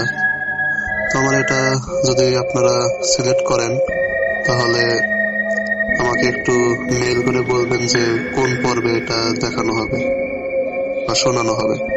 তো বেশি কথা বাড়াবো না, আমি ডাইরেক্ট ঘটনাতে চলে যাই। ঘটনাটা 2020 সালের। তখন আমি আমার বাবা মায়ের সাথে গাজীপুরে থাকি। তো ঈদের ছুটিতে আমি আমার বাবা মা সবাই গ্রামের বাড়িতে যাই ঈদ কাটানোর জন্য। গ্রামের বাড়িতে আমার দাদা আর দাদি থাকে। তো যেদিন আমার সাথে ভয়ঙ্কর ঘটনাটি ঘটে সেই দিন আমি আমার ফুফুর বাড়িতে গিয়েছিলাম। আমার ফুফুর বাড়ি আমাদের বাড়ি থেকে তাও 4-5 কিলোমিটার দূর হবে। তো সেদিন রাতে আমি আমার ফুফুর বাড়ি থেকে খাওয়া দাওয়া করে রাতেই আবার আমাদের বাড়িতে আসার জন্য রওনা দিয়েছিলাম।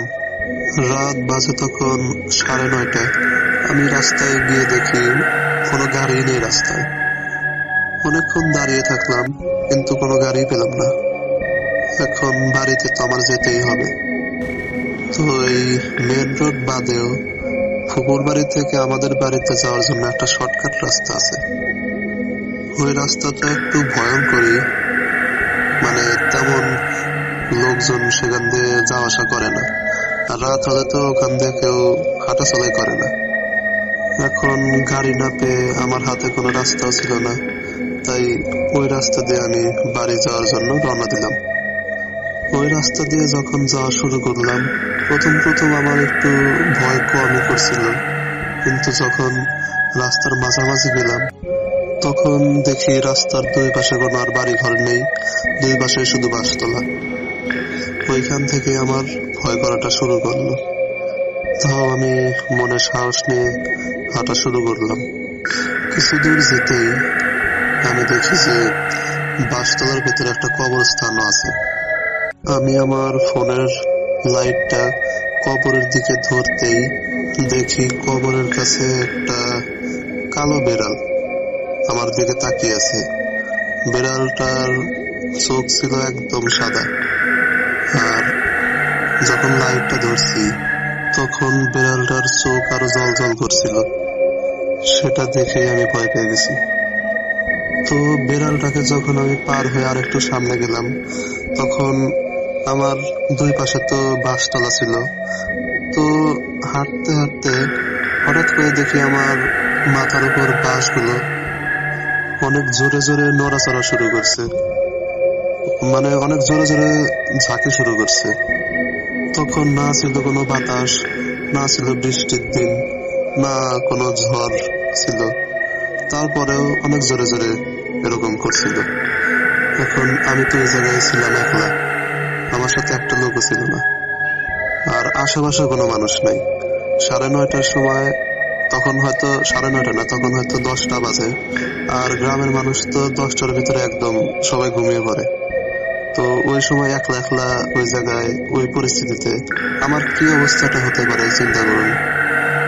আমি আর কিছু চিন্তা না করে চোখ বন্ধ করে জোরে একটা দৌড় দিলাম। দৌড় দেওয়ার পর কিসের সাথে যেন আমার পাটা লেগে আমি মাটিতে পড়ে গেলাম।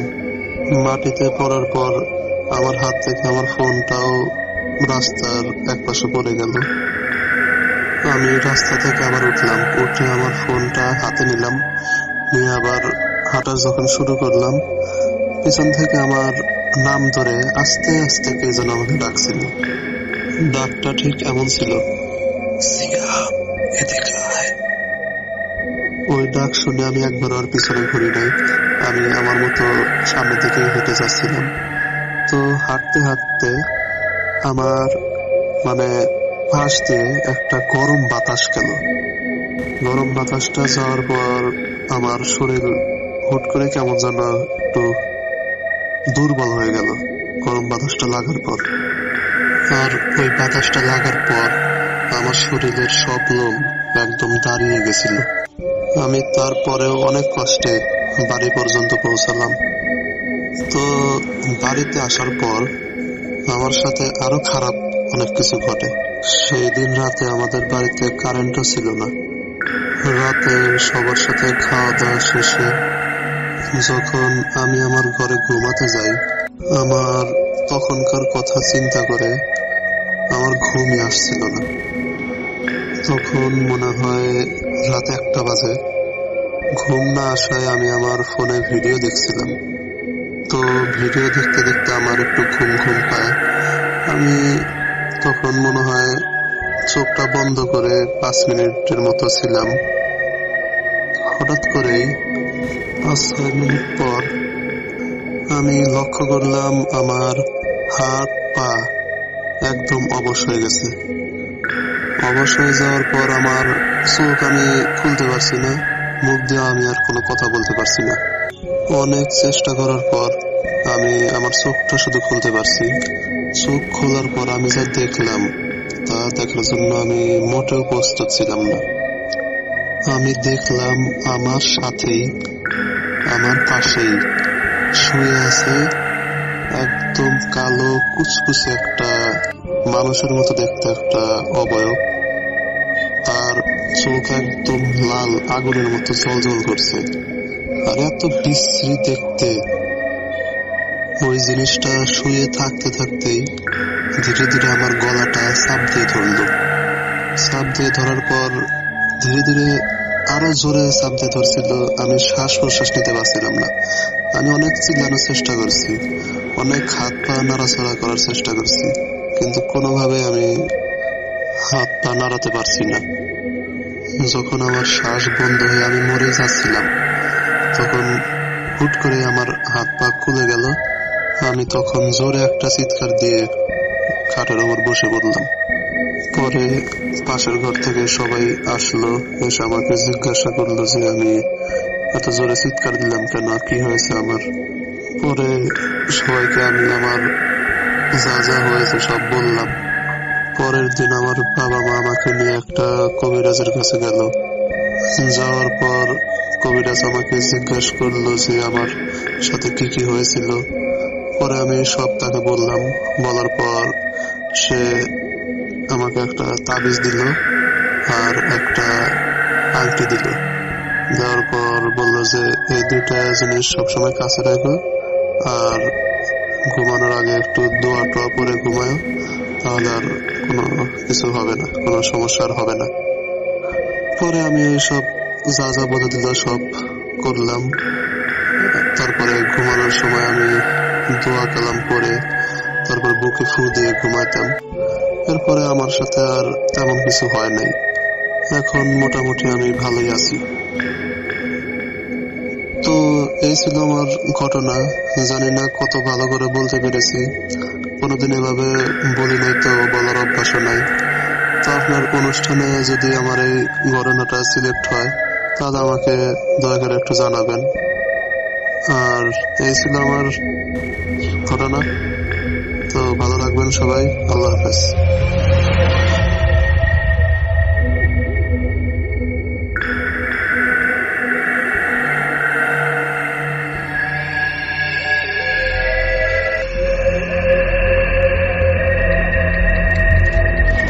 Booth.com with Russell.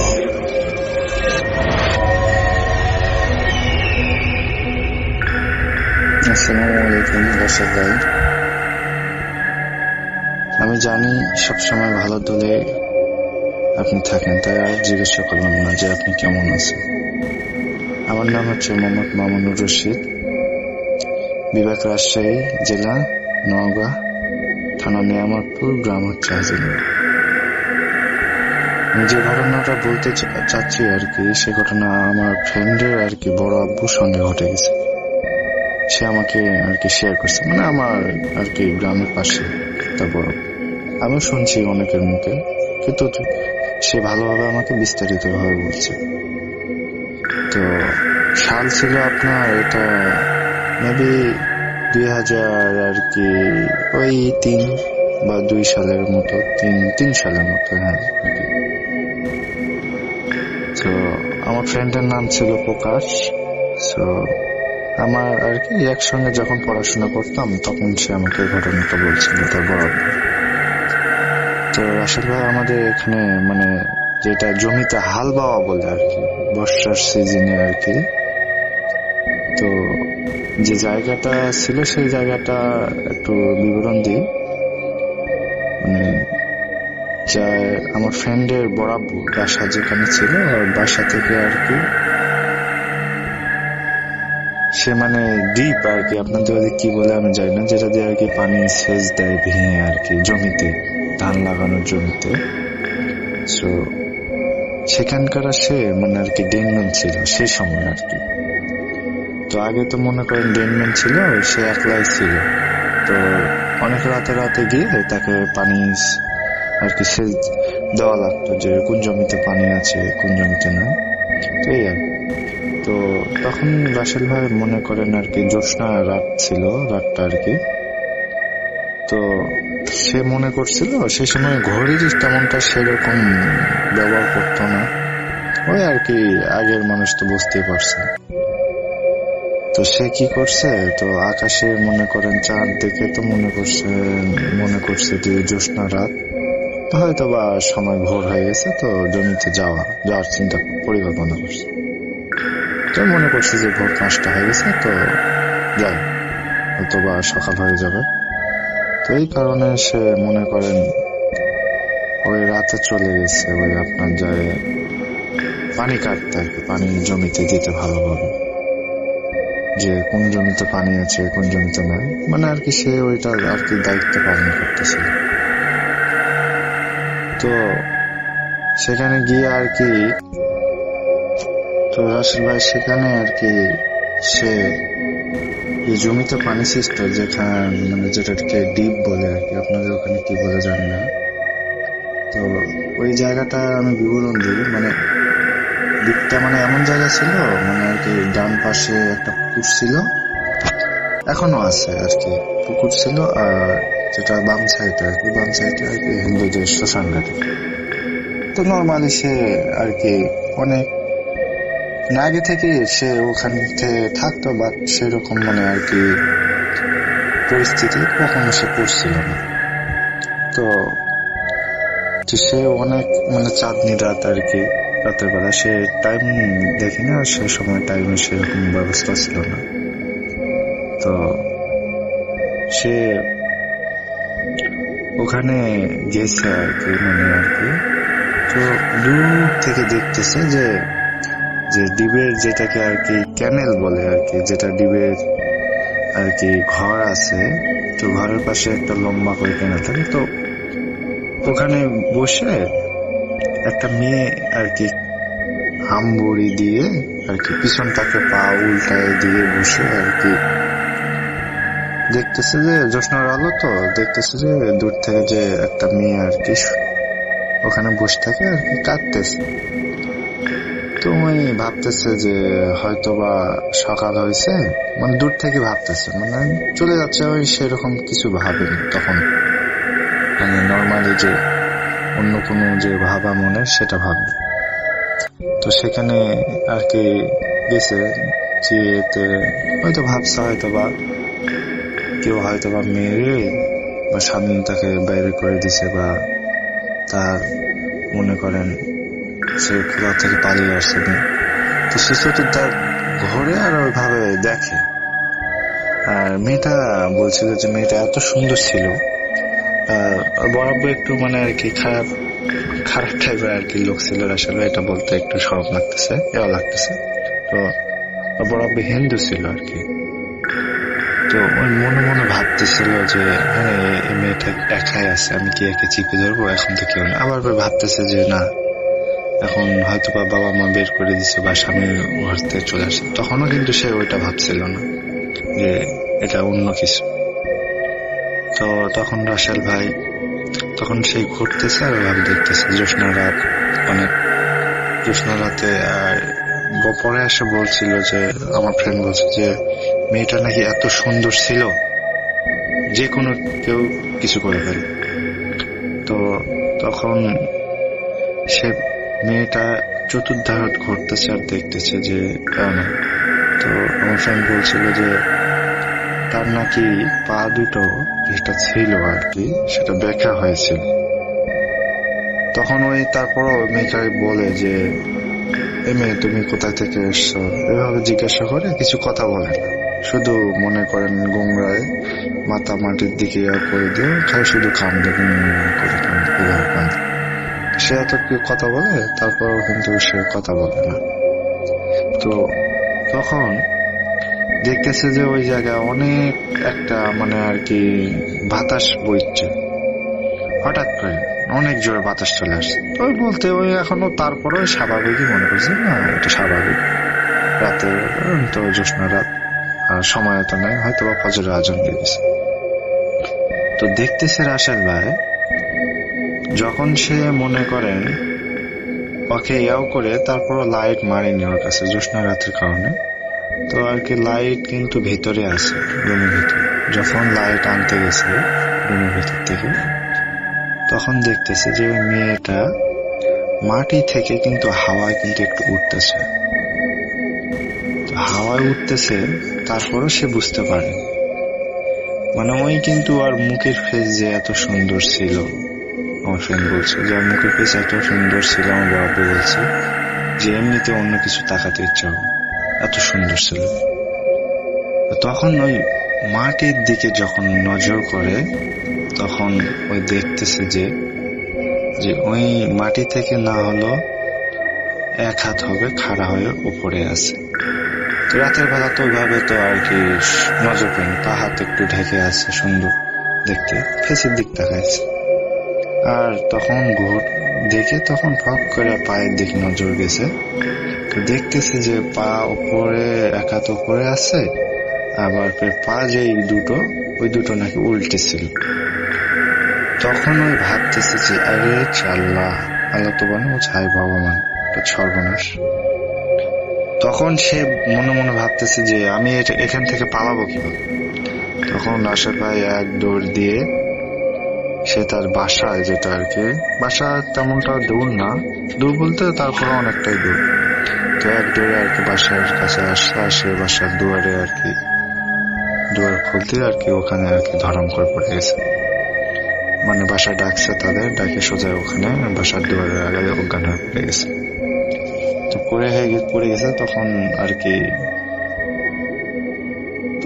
কি বাসার মানুষরা নিয়ে গেছে, দিয়ে আর কি বলছে যে এই অবস্থা হয়েছে আমার সঙ্গে। তো তারপরে সকালে অনেক জ্বর হয়ে তার বাসা যে তার বাবা মা আছে কোবরাসকে দেখাইছে আর কি, যে এই অবস্থা হয়েছে আমার ছেলের, দেখেন। কোবরাস বলছে যে ওই ভাগ্যের সময় বেঁচে গেছে সেদিন, যদি আর কিছু করতে যায় তো মানে যে মনোভাব করছিল করতে যাইলে ওকে মেরে ফেলতে। তো ভাই রাসেল ভাই কিছুদিন থাকে বাসায়, ভালোভাবেই থাকে, ওই ডেনগিরি আর কি, যেটাকে বলে ডিবের পানি কাটা, এই কাটা, তো ওটা আর কি ছাড়ে দিছিল ওই চাকরিটা আর কি, চাকরি বলা যায় আর কি।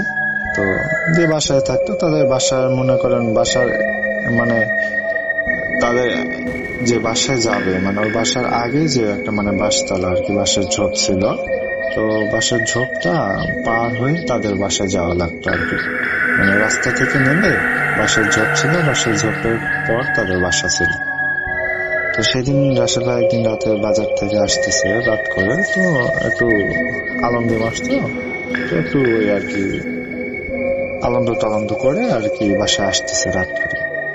তো ওই বাসার ঝোপে দেখে যে ওই চুল ছাড়ে দিয়ে একজন বাসার, কখনো সে ওইভাবে দেখেনি যে চুল ছাড়ে দিয়ে এই মাথার থেকে বাসার ওই মাথার পর্যন্ত, মানে বাসার তো দুইটা, রাস্তার এই পারে একটা ওই পারে, এই মাথার থেকে ওই মাথার ওই চুল ছাড়ে দিয়ে একটা আর কি, যাকে বলা হয় সন্ন্যাসী না কি জানো বলে, তো চুল ছাড়ে দিয়ে মনে করেন শুয়ে আছে।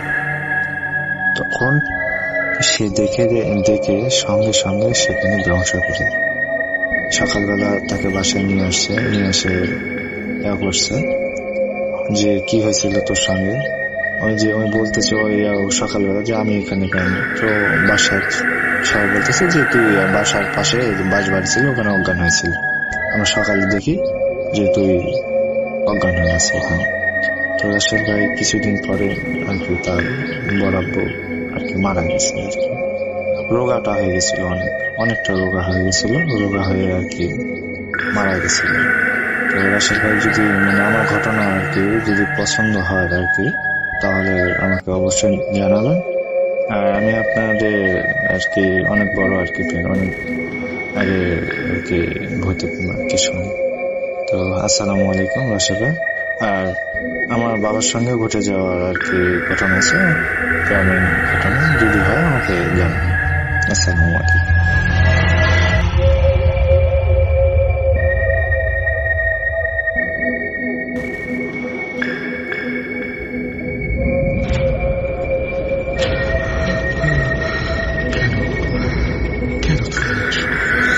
আমি শুধু তোমার সাথেই থাকতে চাই। কিভাবে সম্ভব? মৃতদের এই পৃথিবীতে থাকতে নেই। তুমি চলে যাও প্লিজ, চলে যাও। সবটাই কি ইলুশন, নাকি অন্য জগতের কেউ কখনো হাজির হয়ে যায়? Voot.com with Russell.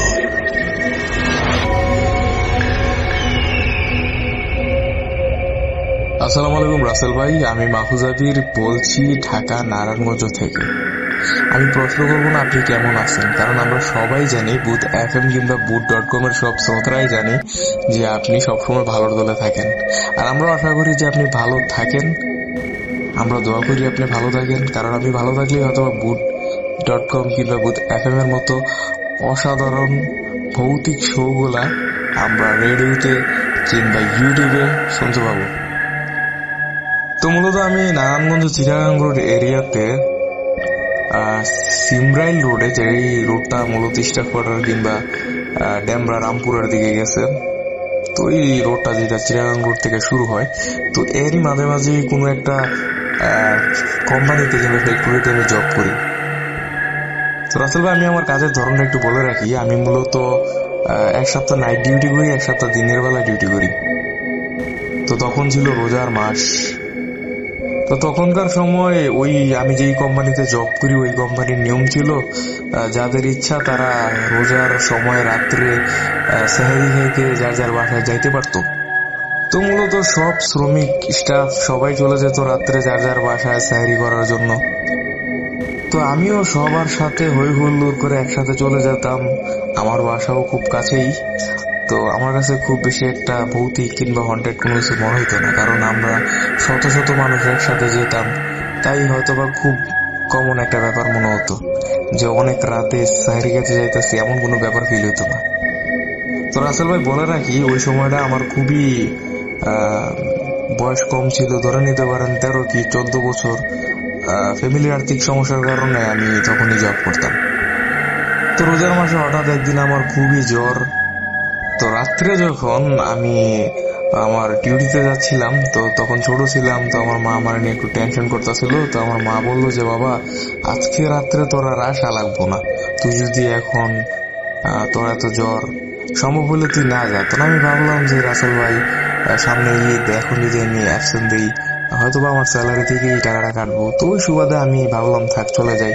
তো তারপর আমার মা বললো ঠিক আছে বাবা, তুই রাত্রে স্যার খেতে আসিস না, দোকান থেকে কোনো সেটা কিনা ওষুধ টুষুধ কিছু একটা খাই নিস।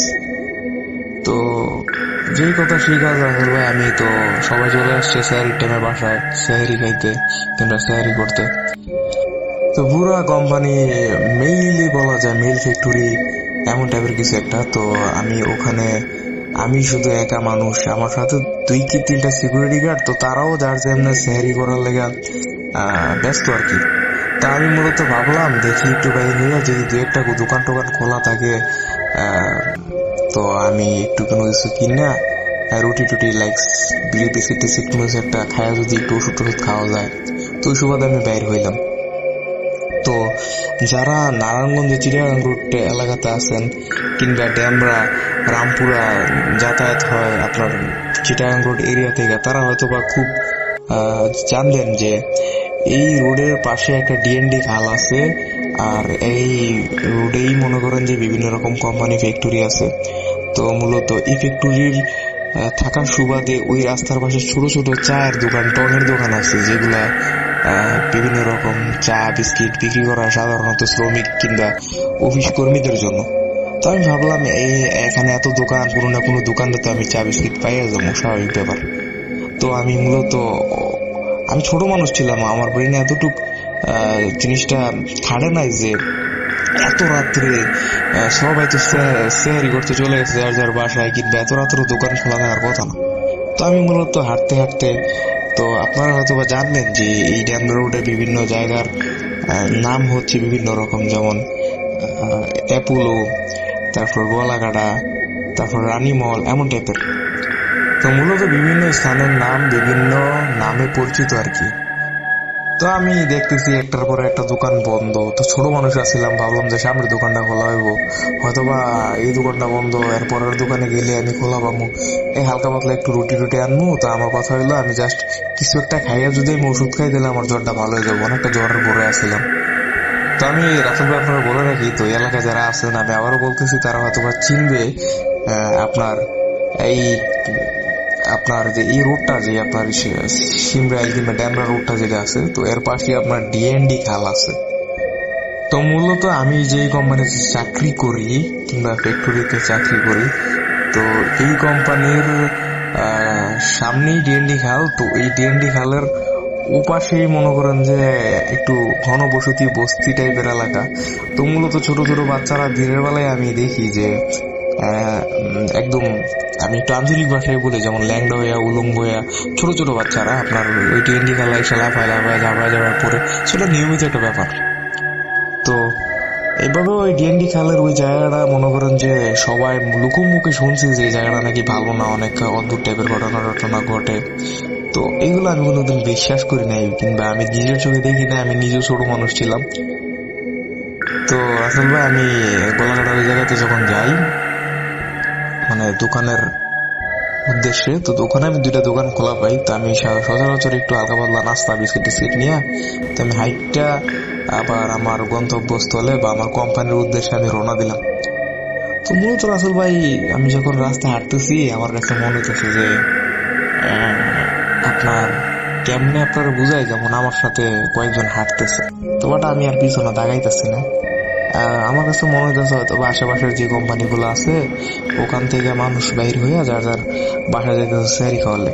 কিন্তু আমার ওইরকম বেশি একটা গুরুত্ব দেওয়া হয় নাই। ভাবলাম হয়তো টুকটাক লাইটের আলো আছে, তো এই জায়গাতে আমার তো ভয় পাওয়ার কিছু নাই, বা আমি এরকম কোনো কিছু আমার মাথায় আসে নাই।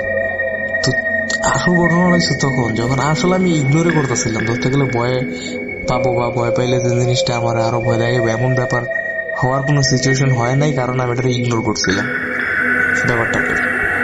যখন আমি আমার কোম্পানির সামনে চলে আসছি, আমি মূলত গেটে ঢুকবো, তো সবার বোঝার সুবিধার্থে আমি আরেকটু ভালোভাবে বুঝিয়ে দিই যে আমার কোম্পানির সামনের একটা পাশে হলো একটু ঝোপঝাড় টাইপের, তারপর হচ্ছে আপনার ড্যামরা রোডের পরেই হচ্ছে ডেঙ্গি খাল। সরি, অ্যাকচুয়ালি আঞ্চলিক ভাষায় মানুষে ডিঙ্গি খাল বলে, তো মূলত খালের নাম হচ্ছে ডিএনডি খাল।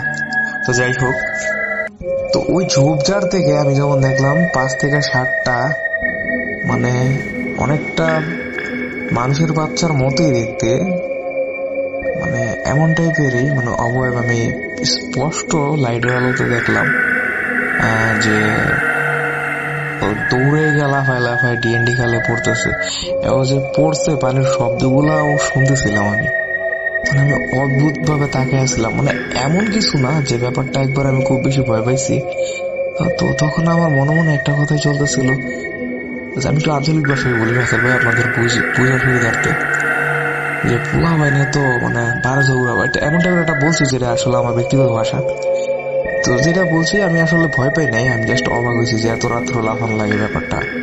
তো আমি অনেকক্ষণ যাবত দাঁড়ায় দেখতেছিলাম, মানে আমার আসলে খুব ওই জায়গাতে যাই মানে দেখার ইচ্ছা হইতেছিল, মানে খুবই ইচ্ছা হইতেছিল, মনে হচ্ছে যেন কেউ আমার ডাকতেছে ওই জায়গায় যাওয়ার জন্য, বা যে কি হয়েছে জিনিসটা দেখার জন্য খুবই এক্সাইটমেন্ট কাজ করতেছিল আমার ভিতরে। মানে কেমন জানি আমার ইচ্ছা করতেছিল যে এই বাচ্চাগুলোর সাথে আমিও পানিতে লাফ দিই, গোসল করি, এমন টাইপের কিছু একটা। মানে এক কথায় বলতে গেলে আমার ওই জায়গাতে পানিতে যাওয়ার খুব ইচ্ছে হতেছিল, বা আমি খুব আকৃষ্ট হয়ে গেছিলাম ব্যাপারটাতে, যে ওদের সাথে আমার খুব গোসল করতে ইচ্ছা করতেছিল, কিংবা আমারও দৌড়ে গিয়ে পানিতে লাফ দিতে খুব ইচ্ছা করতেছিল, এমন টাইপের ব্যাপার আর কি। মানে বুঝাতে পারবো না, কেমন যেন একটা ফিলিংস হইতেছিল। তো পিছন দিকে একজন সিকিউরিটি গার্ড আমার কোম্পানিরই, উনি গেটে দাঁড়ায় ডিউটিরত অবস্থায় আমার দেখতেছে যে আমি এক নজরে ওই ডিএনডি খালের দিকে, ওই ঝোপঝাড়ের দিকে তাকায় রয়েছি। তো উনি আমার হঠাৎ করে ডাক দিলে, এই তুমি এই জায়গায় কি করতেছ? তো উনি আমার মূলত চিনতো, যেহেতু আমি আসতাম যাইতাম বা আমার সাথে ভালো সম্পর্ক থাকায় তো আমার ডাক দিল আমার নাম ধরেই, যে তুমি এই জায়গায় কি করো, এই জায়গায় কি তাকায় দেখতেছ। তো উনি যখন আমার ডাক দিল তখন আমার সাধারণ সেন্স ফিরে এলো। আমি ভাবলাম ছিঁড়ে এত রাত্রে, রাত প্রায় 3টা প্লাস, এখানে বাচ্চা আসবে কোত্থেকেই, আর পানিতেই কেন লাফ দিয়া ঝাঁপ দিয়ে পড়বো, আর আমার এবার এটা এত দেখার কি আছে। তখন আমি সিকিউরিটি গার্ডের কাছে গেলাম, তো আমি ওনারে বললাম যে আসলে ভাই আমি এমন কিছু দেখছিলাম, এই জায়গায় মনে বাচ্চা কাচ্চা কিছু একটা পড়ছে লাফ দিয়া।